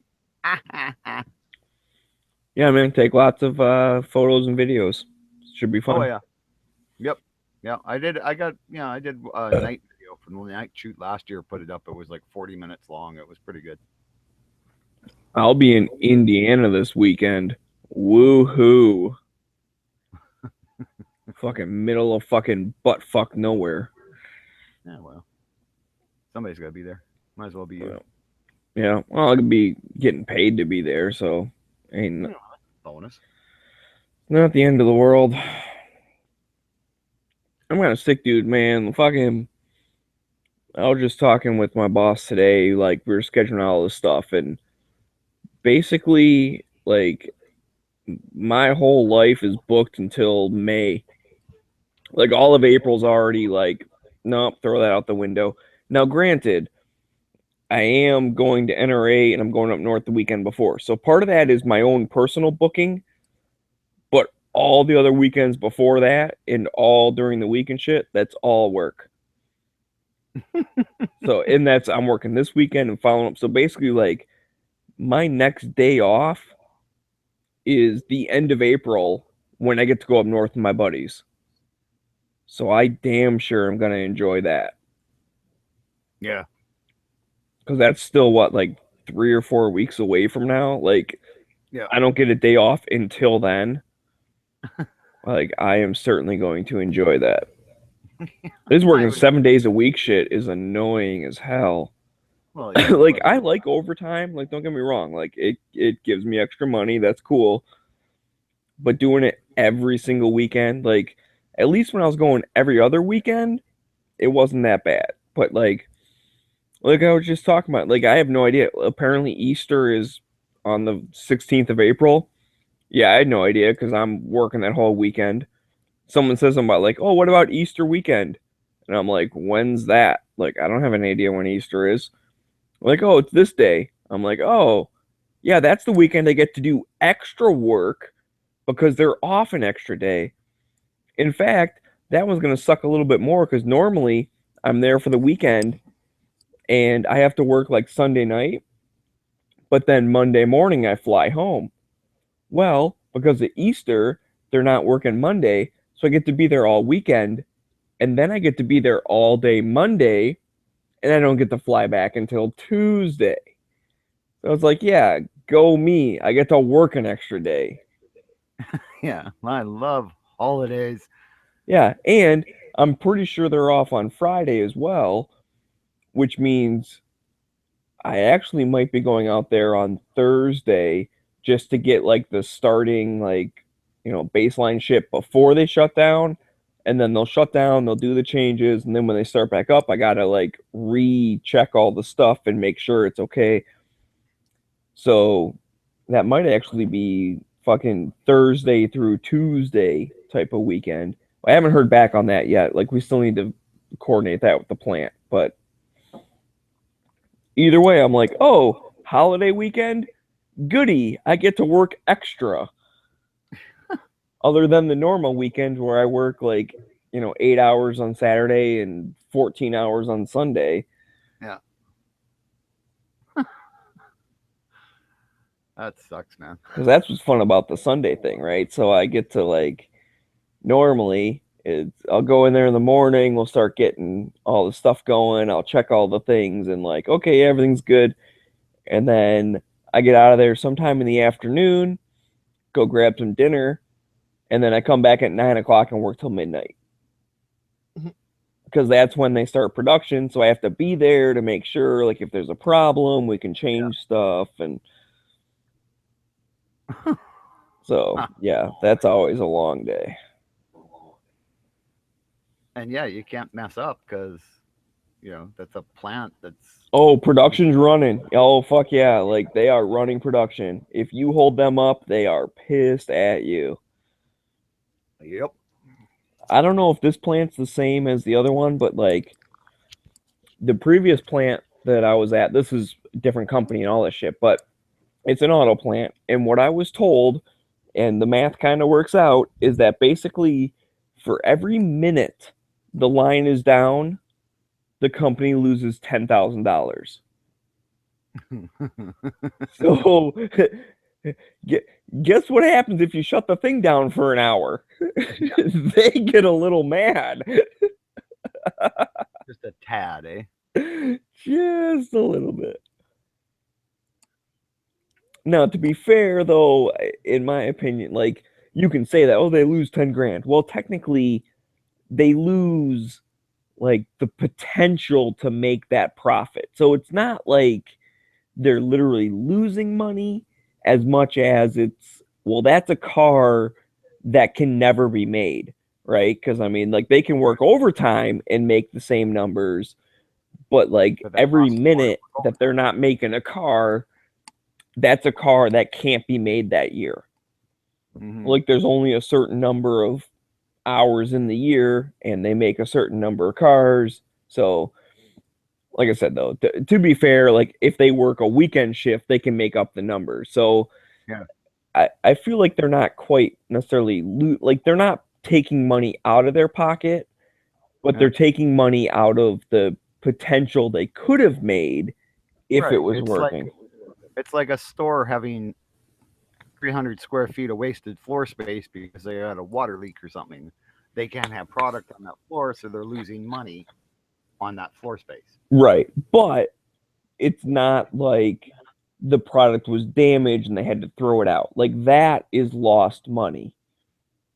But like potential money they could have been making if they had something different. It's I've heard some stores like, oh, we had a little appliance department. Well, the appliance department made so much less, per year for the amount of floor space it took up. We're going to put a vegetable cooler in there because we know that it'll make this many dollars per year for that same amount of space. right. It's potential profit. But yeah. But I hear what you're saying. Yeah, I'm agreeing. either way. So again, it's not like money's coming out of their pocket, but like hypothetically, money's coming out of their pocket. So that's how they look at it, is that every minute you hit the stop button, you just write them a check for 10 grand. Like, whoops, here you go. Oh, it's down another minute. Here's another 10 grand. Like, have a good day. Hey, Smeggy. A minute ago, you you were mentioning going to Indiana. Yesterday's Pomade is out in the chat. He said he works for one of the big three there. He wants to know which one you're going to. I'm not going to a big three. Okay. I'm going to a foreign motherfucking Subaru. I don't give a shit. Fuck it. I'll say it. Yeah, I'm going to Subaru. I am not looking forward to it either. Subaru makes a good vehicle. I don't, you can say what you want about them. I've known a few people who had them and they kept running. Fuck Subaru. Dude, they don't know their fucking ass from a hole in the ground. They fucking manage projects like a fucking piece of shit. They're fucking horrible. Fuck them.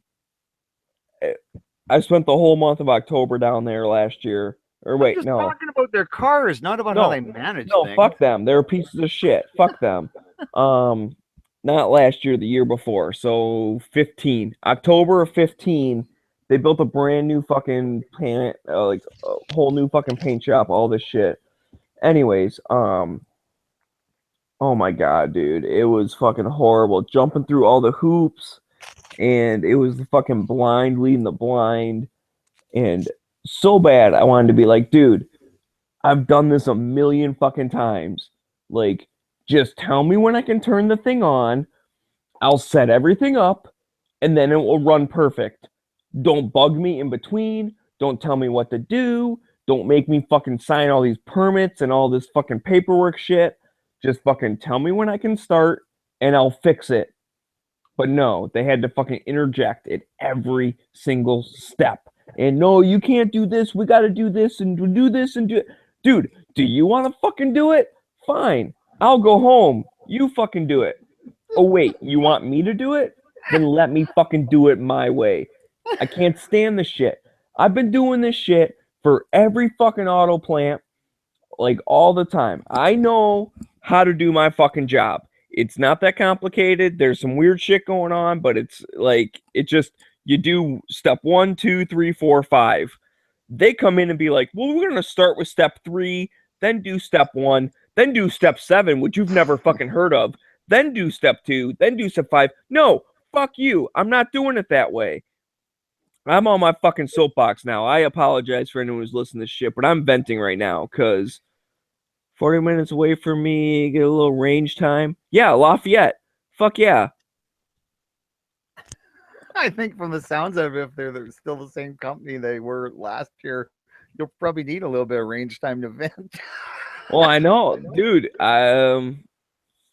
Yeah, I don't know when I'm going down there for sure, but I will make a 40-minute drive.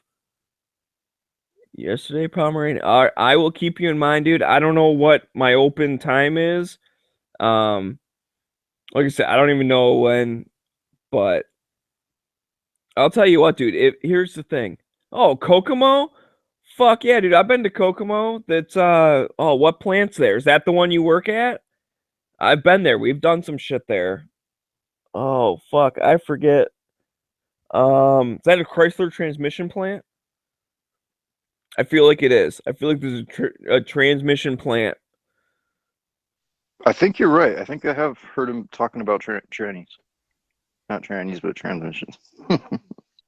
I'm off for 10 days starting Saturdays. Yeah, that's it. That's the fucking shit.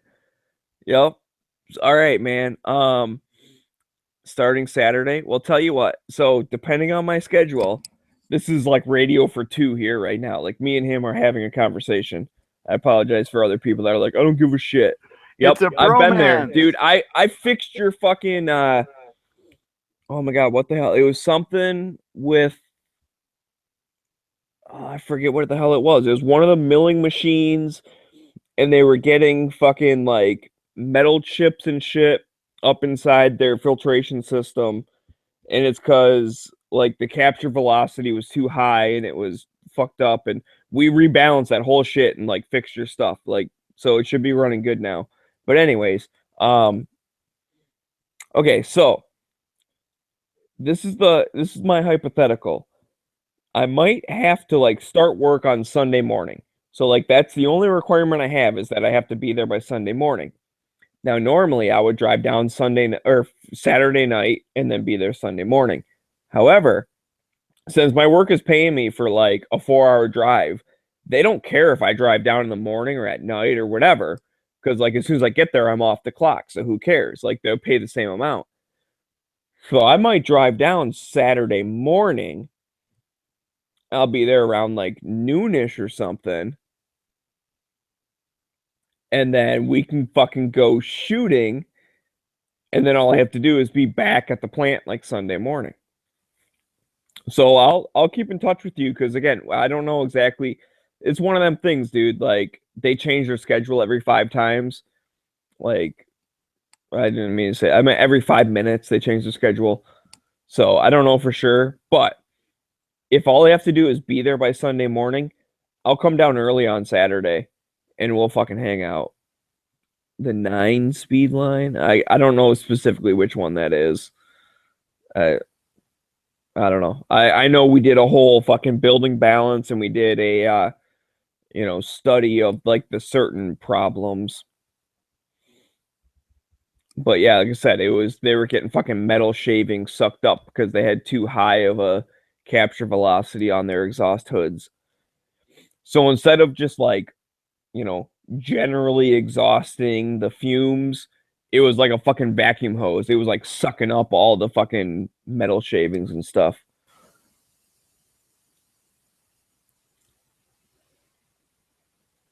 Peru's got an awesome range. Okay. Yep.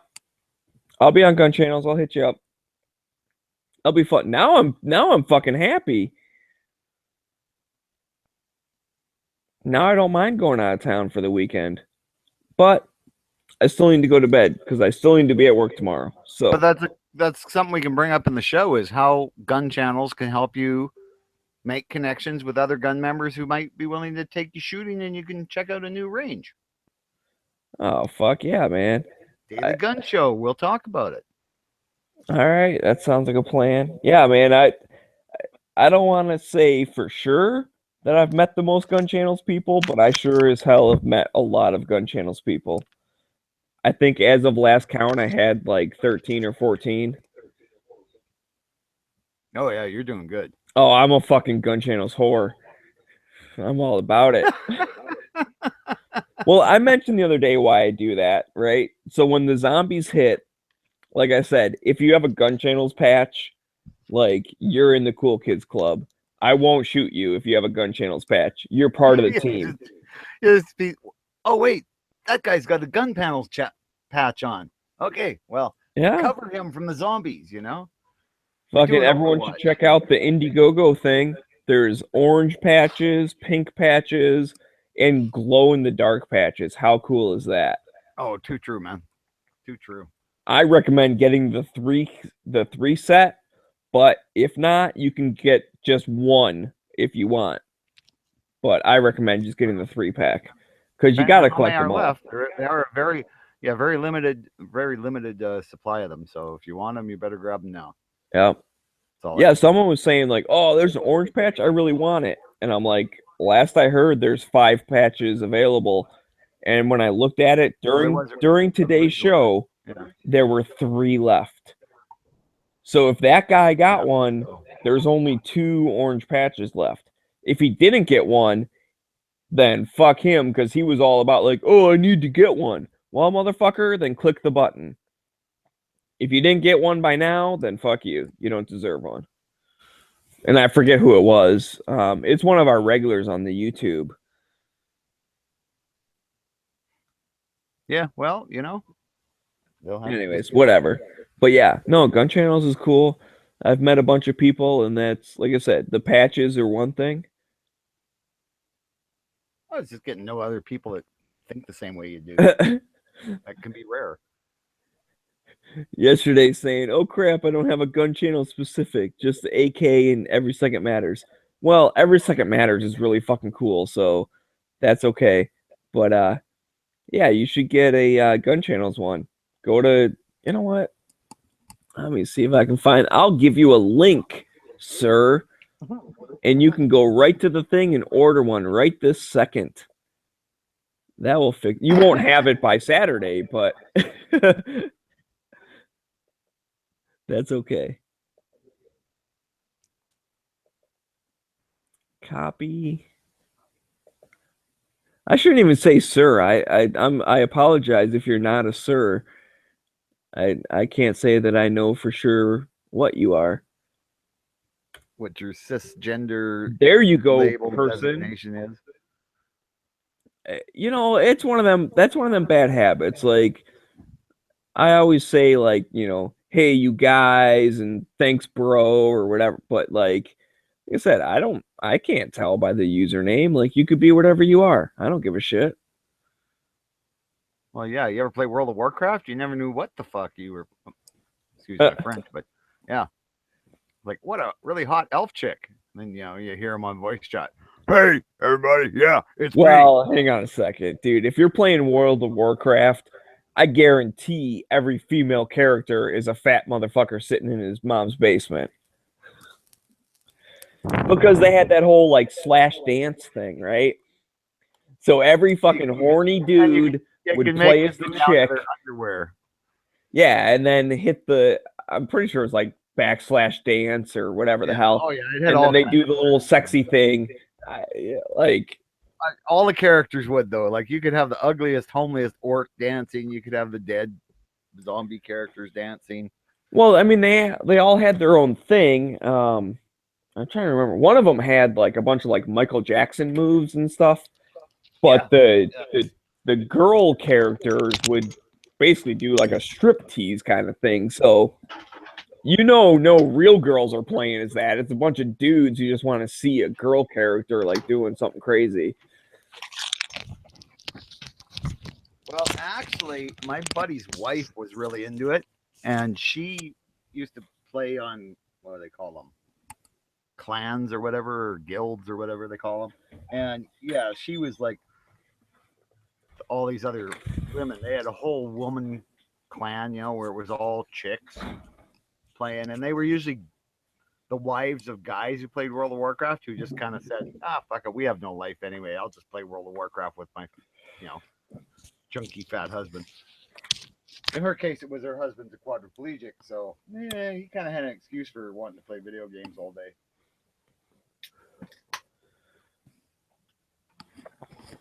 He was actually I think he was in the top 10,000 hunter characters. And he was quadriplegic, like that couldn't move his fingers. Okay, there's been clarification. He is a guy. That's cool.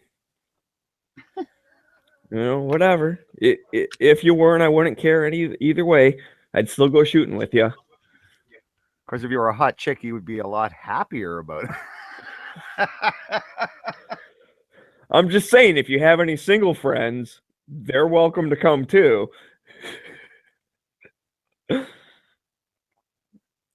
Preferably in the upper 20s, low 30s, but I'm not that picky. Yeah, she's a hot 50-year-old. Sure, I'm only going to be there for a week.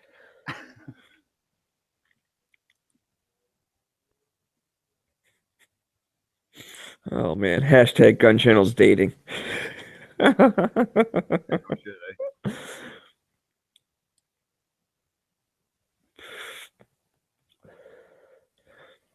Fuck yeah, man. Gun channels, bringing people together. Yeah, no shit, man. I'm gonna bail because I gotta get some sleep too. I gotta get up early to hook the trailer up so I can head over to G Webs before I head to Phoenix. So. Oh, okay, man. All right. Now that I worked myself all up and now I'm like awake again. That happened earlier tonight, man. I was getting ready to go home and I was like, man, I'm tired. I think I'm going to go home. And then like, I don't know, something like a conversation sparked up and I'm like, oh shit, I'm wide awake. Like, I ain't going home now. Fuck it. Yeah, well, I just make myself go to sleep. Actually, it's not hard when you're my age. I can have a nap now. I never used to be able to. Now, for some weird reason, in the middle of the afternoon, I can just lay down and go. Or 3. And say one of my favorite inside jokes is my buddy, like, I used to go over to his house all the time. Like, I got a key to his house. Like, he was my best friend, you know, all this stuff.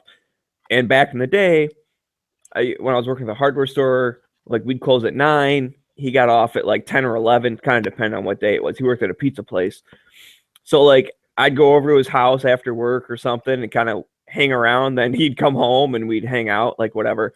We'd be up till like 3 a.m. and shit. So the one night I went over there, it was a little late, but it was probably like 10 or something.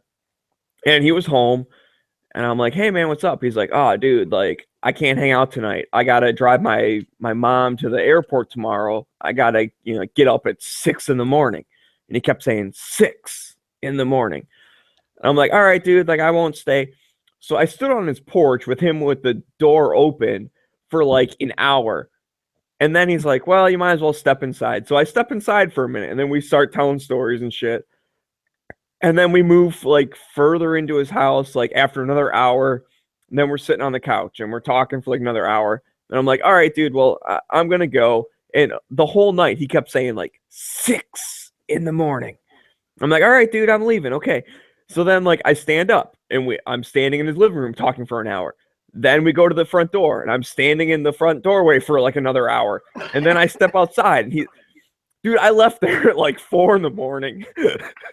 Like I was there for like 6 hours. I never took my coat off. I was just out the door, but there's one more story he had to tell. And then he told the story. And then I had just this one, dude, I'm going to let you go to sleep. I just want to tell this one story. And I'd tell the story and that'd remind him of something to be like, all right, dude, like I'm kicking you out in a minute, but I want to like tell you this one thing. And I swear to God, like we just spent all night like talking. Oh, that's hilarious. You know, I've been there, done that. All right, man. I'll catch you guys later. Take her easy. Take it easy.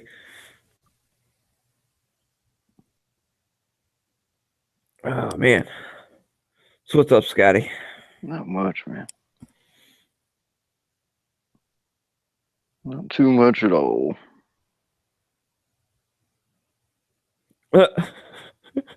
That's my age group, so we'll see if you know any snowman lovers.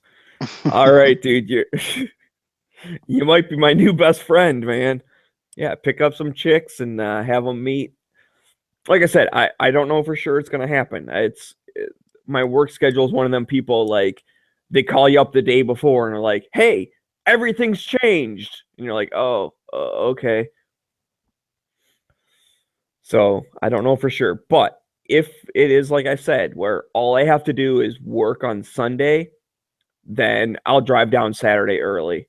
Because like I said, from the company's point of view, they're paying me to drive down there, but they don't care if it's at midnight or if it's at 10 o'clock in the morning. It doesn't matter. right? Like, as soon as I get there, I'm off the clock. I'll fucking check into the hotel or whatever, and then, it's all good. Actually, with that one, I'll probably just go to the range first and then go. Which I hope they rent guns and stuff, because I won't be able to bring my guns.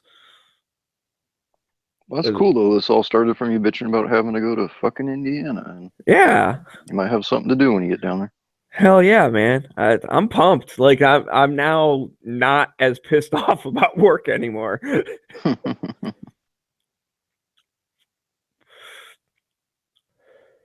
Yeah, there was one time we went out to St. Louis. It was me and my boss, who's like the vice president of the company. He's, part owner, but he's like vice president or whatever.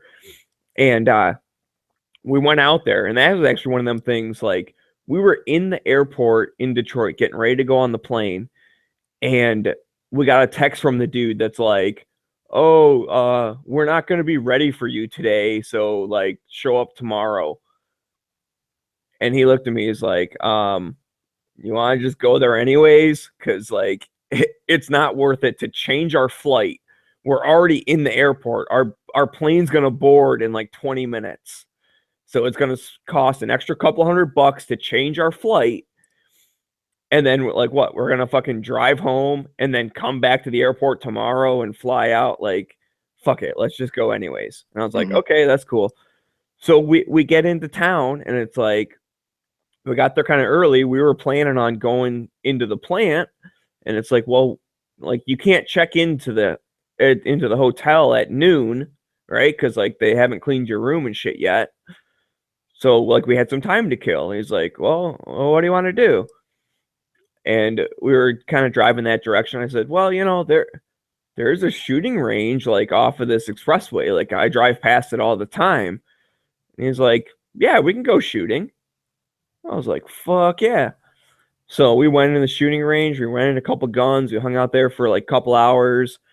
And then we went and like ate like kind of like a late lunch. And then we checked in the hotel at like 3:00 or whatever. But that was pretty cool. I was like, all right, this guy's a cool guy, and he doesn't own guns.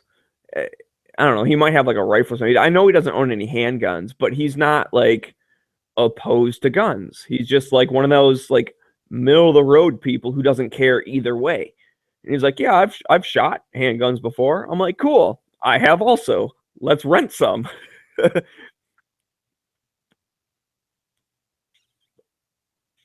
And that was just a guy you worked with? Yeah. Yeah, it's my boss. He's the vice president of the company.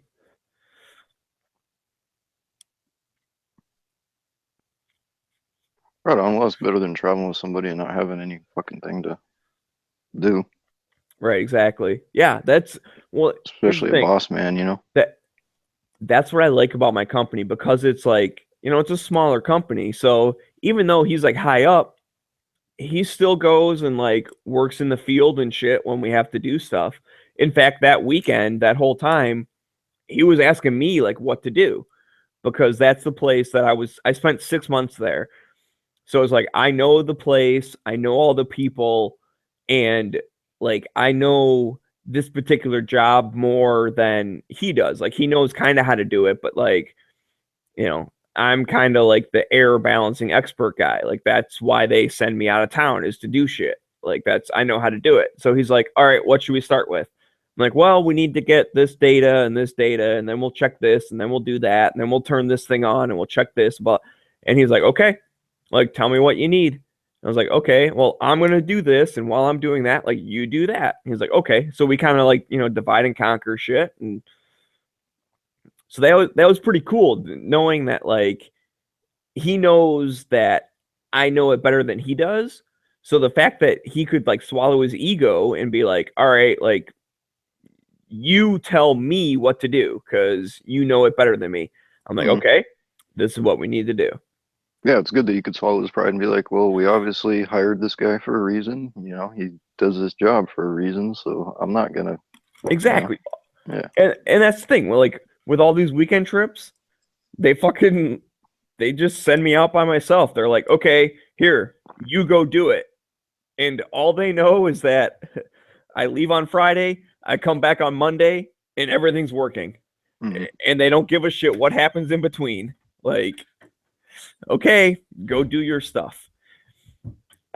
And that's where this Indiana thing is frustrating, because the guy, like, okay, so we're contracted to like another company who's then contracted to like the final customer or whatever. So like we're doing stuff for them, but he always interjects himself in the thing. And it's like, dude, do you not realize this is what I do? Like, my company sends me out of town to like do all this shit because I know what I'm doing. Like, I get it. I'm a younger person, so maybe there's that part of it. Like, you know, the older guy saying, well, this fucking young kid, he doesn't know what he's doing. But, you know, at the end of the day, like I said, you tell me when to hit the start button, leave me alone for 8 hours, and the shit will be working. Whatever happens in between, don't worry about it. Like, it will just get fucking done. In other words, don't micromanage you. Yeah, exactly. And that's what this one dude does. He micromanages like crazy. But like I said, because he's ADD, he'll like start micromanaging and be like, oh, and on this other thing, you need to do that. It's like, dude, I don't get, like, right now, I don't give a shit about the oven. I don't care. We're doing the spray booth right now. Like, obviously, you guys know I'm in automotive shit and mostly paint shops. But it's like, I'm doing this part now. We have to get this part done, and then we'll worry about the other part. Because if we change the other thing and then come back to this, because it's all connected, when you change one thing, it affects 7 other things. So why change like that thing down the line if the other thing's not set? Because then it fucks it all up. You got to change both of them again anyways. Mm-hmm. So it's, yeah, so especially if you already have your order operations and all the shit, you know. Exactly. There's a certain way of doing it, and you know, you just and then he'll be like, well, how long is it gonna take? Like, I don't know. Like, it could take a half hour. If everything's perfect, half hour, I'm done. Guess what? If something's a little wrong, then you got to go back. You change the thing, you check it. Nope, not right. You change the fan a little bit more, you check it again. Still not right. You change a little bit more, check it again. Whoops, I went too far. You turn it back down, you check it again. I mean, there's a process. It takes some time. But he just wants to know, like, well, are you done yet? It's like, no, I'm not. Just fucking leave me alone.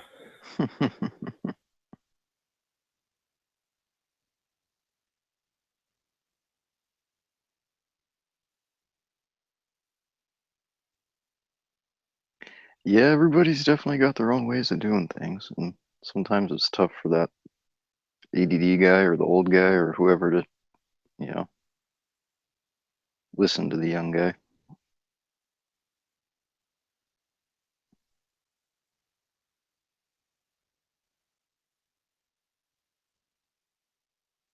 Well, like you were saying with your boss, at least he's able to put his ego aside and be like, I don't care if I've been here 20 years longer than this guy or not. You know, we hire him for a reason. He's here, so let him fucking do his shit, and we'll move on.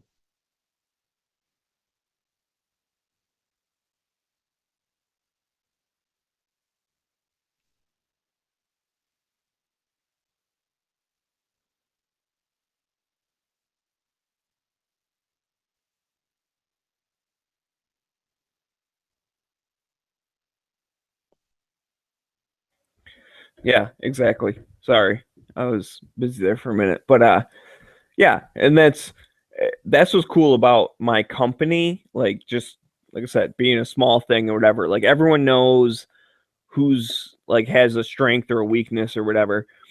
And that's the thing. If you're asking for like prices and like doing, you know, like contracts and shit, I'm not the person to talk to. I don't know that kind of stuff. You know, all I know is you tell me to do something and I'll do it. Like, okay, fine, problem solved. But if you want to know, like, well, how much markup and what's the percentage of this, that, or, you know, how do we do like a bid package or something? I don't know anything about that. That's his realm. That's what he's good at. So go talk to him. Like, he'll fix it. Mm-hmm. Me, I'm like, I don't know, like give me a couple days and I'll get it done. I don't know how much it's gonna cost. That's between other people. No, you'd just be like, give me the information and let me open a spreadsheet. Yeah, I'll get I back do to you in like 2 I days do and like with spreadsheets. the answer. I do like spreadsheets. I know G-Webs gives me crap about it, but that's kind of my deal. Because that's exactly, I go out and I take my readings and stuff and I get my data, and you know what I do with that data? I put it in a spreadsheet, and then it calculates out all the stuff I need to know, and then I send it off to the customer and say, hey, this is the final report. Like, look, it looks pretty. It has numbers and stuff. And most of the time they don't even know what they're looking at. So a lot of times you'll be like, look, it's all good. And they'll look at it and be like, oh, yeah, cool. Which if you actually like crunch the numbers, you're like, yeah, actually your thing's all fucked up. But they don't Yeah. know, like, they don't know what's good and what's bad. They just know, like, oh, it's at 13,000. Okay, cool. Yeah, Like, there's like yeah, one or two that's guys at the company who can look at that spreadsheet and actually make sense of the numbers. yeah, The guy who exactly. opens emails just like, I don't know what the hell this is other than it goes to Jim's email. Yeah.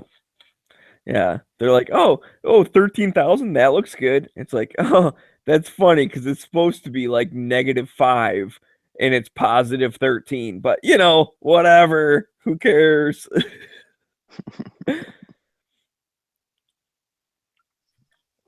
That can be a frustrating thing too, where it's like, we'll only get assigned like a certain part, right? Like, here's the thing, there's a lot of plants out there that are freaking falling apart. Like, it's just, they're just old. Like, they need a lot of work. Like, stuff's messed up.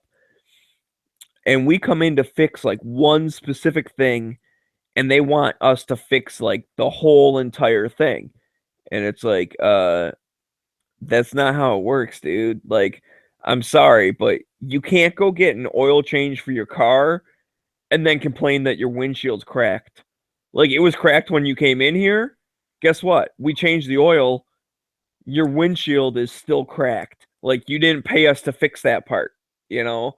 But they'll try and complain about that part. And it's like, we can do it. It will take more time. It will take more money. And then they don't want to spend the money. So, well, sorry, dude. It's then you're screwed. And I just got to go back to gun channels. Yeah. Okay. You get it. You work in a factory too. So, all right. So he understands that I don't know what my schedule is going to be. You'll bring a couple. What do I like? I don't know. Whatever. Bring whatever you want, dude. I'll shoot whatever the hell. So that's just finishing up our radio for two personal conversation there. Sounds like you guys should send a message to each other with phone numbers or something. But yesterday's pomade, he's on, I want to say he's on quite a bit during the nighttime. He must be at work or something. Yeah, I don't know. Fucking factory job. He's probably slacking.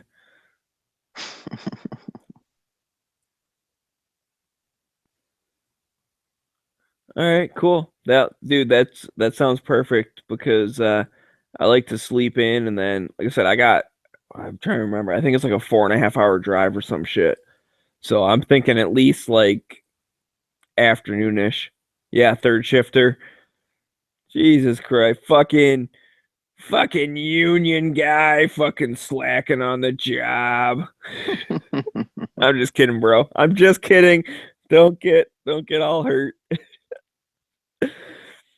I get into that shit sometimes. I'll be joking because I mean, you know, I'm an outside person coming into some of the plants, and like some of them, the guys are good, and some of them, I'll use this cliche, right? But you'll be like, oh, I need like so and so like fixed or whatever. The guy looks at it and he goes, I'm on break. That's like just my impression of any union guy. Like, nope, I'm on break. And you're like, shit, dude, you just came off a break. You're on break again? Like, do you even work? But again, like I said, I'm just joking. Don't want to hurt anyone's feelings. Yeah, there was one dude. He's a sheet metal guy. you know, like welder, fucking doing whatever. And me and him got into it one time. He's a cool guy and all that stuff, but like we start talking about like union stuff, and I don't know, he gets so butthurt about this stuff. I'm like, dude, like, I don't mean any offense. Like, I'm just joking around. And I'd be like, no, fucking blah blah blah, da da da. He'd just like go off on me. I'm like, dude, whatever, man. Like, we work together, the job gets done. Can't we all get along? Like I said, I'm just joking around, but I know it pushes his buttons. So I'll be in there and we'll be talking about something, be like, hey, blah, blah, blah. And like, you know, hey, can you like, you know, do this for me? Or can you get a guy to like weld this thing up or whatever? He's like, yeah, dude, no problem, man. We'll have it done by lunch. And I'm like, oh, you got to wait all the way till lunch, huh? What? Is your guy on break? And he's like, fuck you, man. I'm like, dude, I was kidding. It's a joke. It was so funny because he took it so seriously. And I'm sorry, but I'm the type of person, once I know something like actually bugs you, I'm going to do it all the time. I can't help myself because like, I'm just joking. Like, dude, I don't care if you don't get it done till tomorrow, but you say you'll get it done by lunch. Why is that? Because you're going on break, you know, and it'll get all pissed off and shit. Oh, it's so funny. Why can't you have it done in 5 minutes? Well, my guys are blah, blah. It's like, oh, I see. Because you're on break. He gets so pissed. I actually haven't seen him in a while. Because you're standing there with your hands in your pockets, got your union gloves on. Yeah, exactly. Well, I used to find all these memes and like send it to him. Like, you know, there'll be one where it's like, one of my favorites. I think I actually posted on my Instagram at one point, but it said something like, "This is why road construction takes so long." And it's got this dude, you know, he's got, you know, hard hat and safety vest, all this shit, but he has these two like corrugated pipes like on his arms, and he's like making a weird face, like he's like a robot or something, and he's like, blah, blah, blah, blah, blah, like joking around, and it's like, yeah. This is why fucking road work takes so long. These motherfuckers are, you know, they're joking around all day. There's this other one where these guys, they got a shovel. And I think these are like foreign people. It was from like a different country. But anyways, they have a shovel and they set their hard hat on the handle of the shovel. And then they stomp on the end of the shovel and try and catch the hard hat on their head. And like the one dude does it and it lands on his head. And the other guy does it and the hard hat, like it hits his head with like the top of the hard hat upside down. And then he bounces around like he's got like a concussion or something, right? Like he just like bonk. And I'm like, see, this is why road work takes so long. Fucking union guys trying to flip their hard hat onto their shovel. He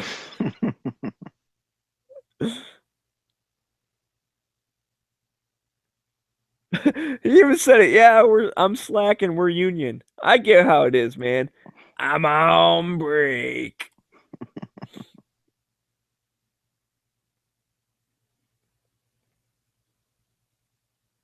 No.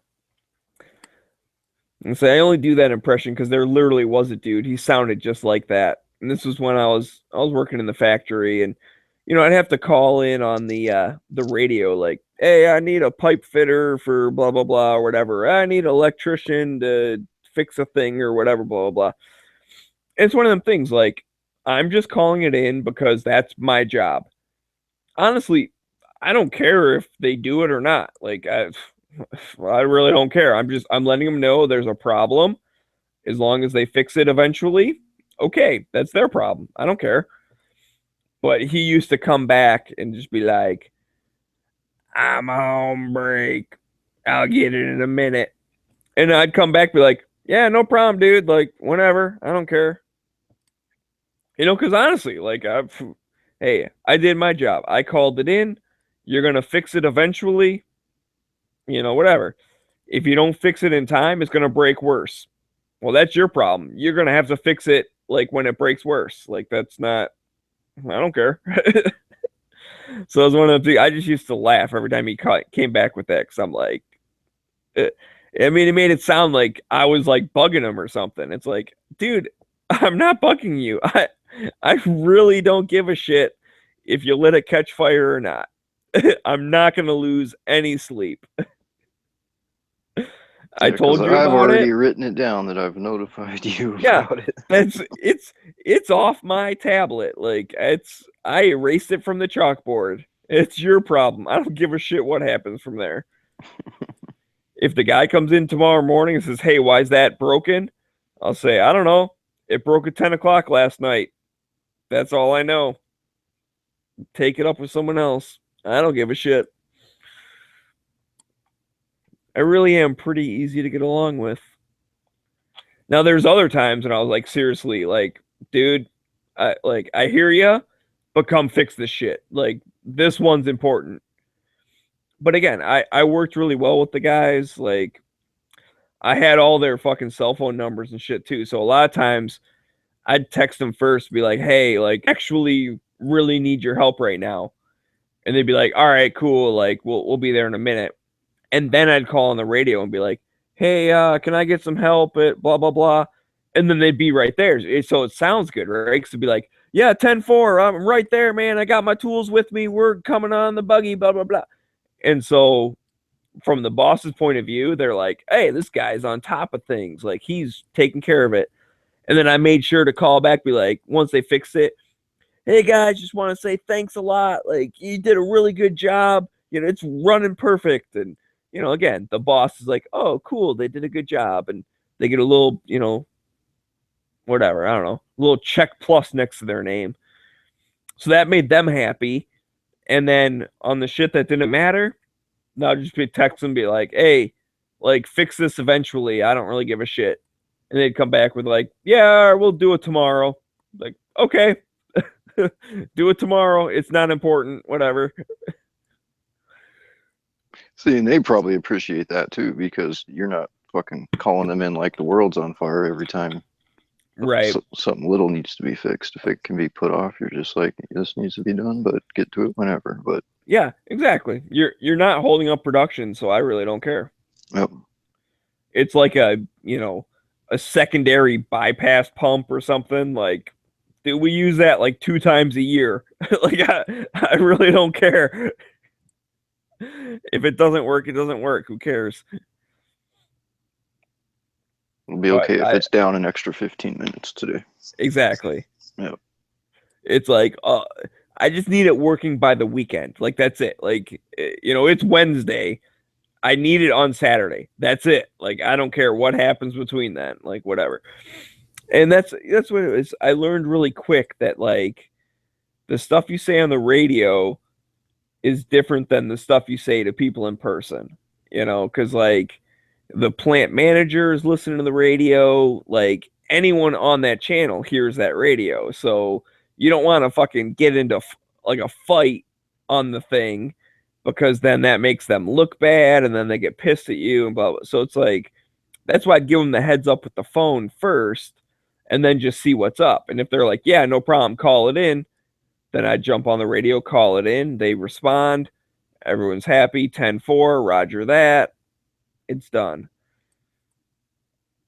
But if they're like, hey, man, can you like wait a little bit? Like, because, I mean, I know these guys, they would split out for a while. I mean, you know, they took a couple hour lunches and shit like that, which, like I said, I don't care. I'm not paying you.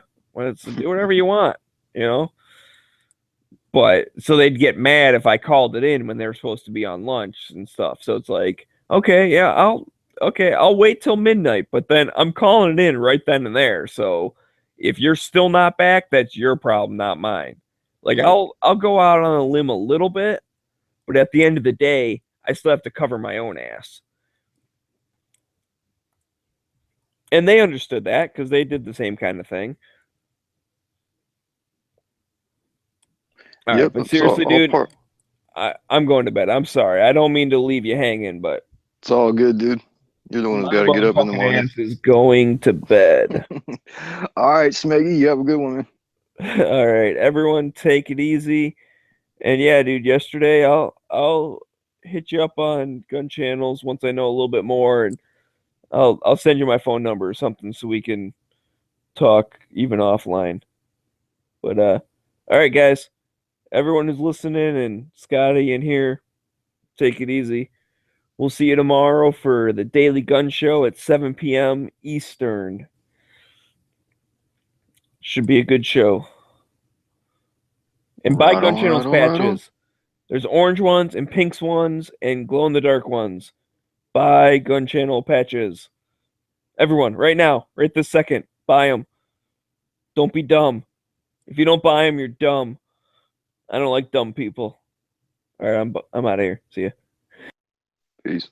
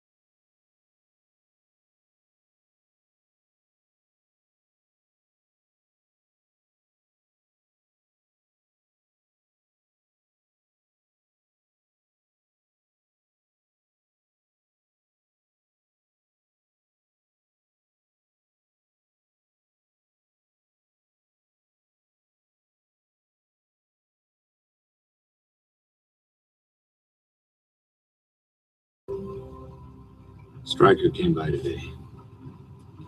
Don't worry, I said no. Why is he bothering you after all these years?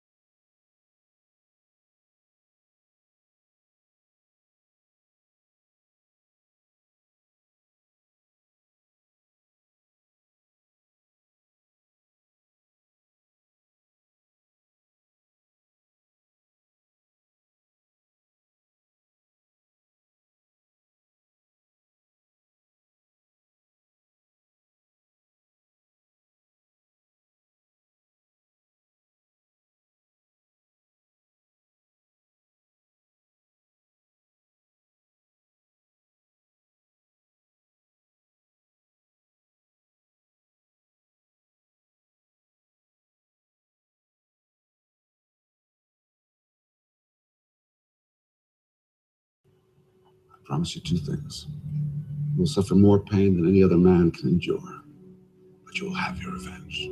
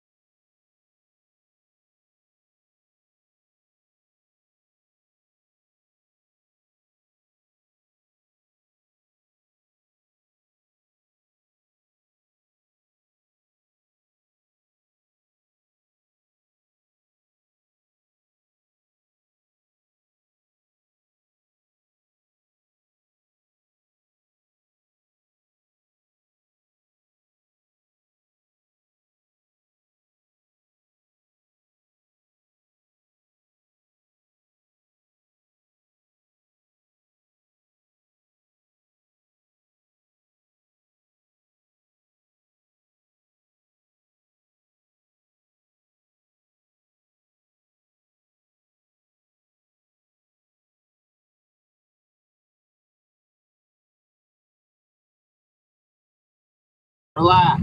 We're almost there. There it is, the island. 3 Mile Island. Hiding in plain sight. No one's going to snoop around a nuclear reactor. They think it's going to turn them into freaks. Like you? Right.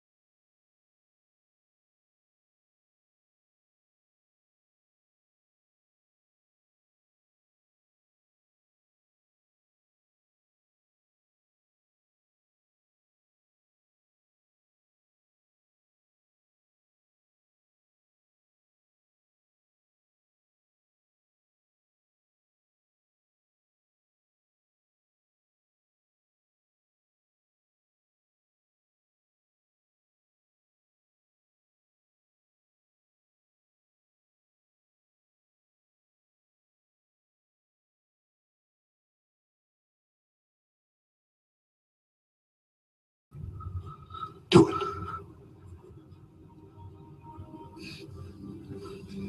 Finish it.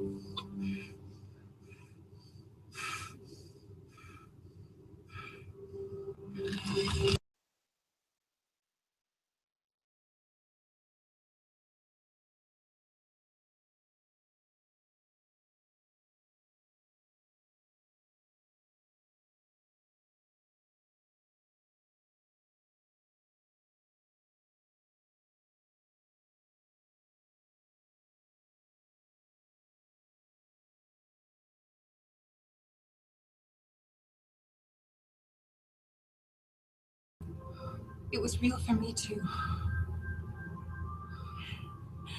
Please, I'm so sorry. They have my sister. Where is she?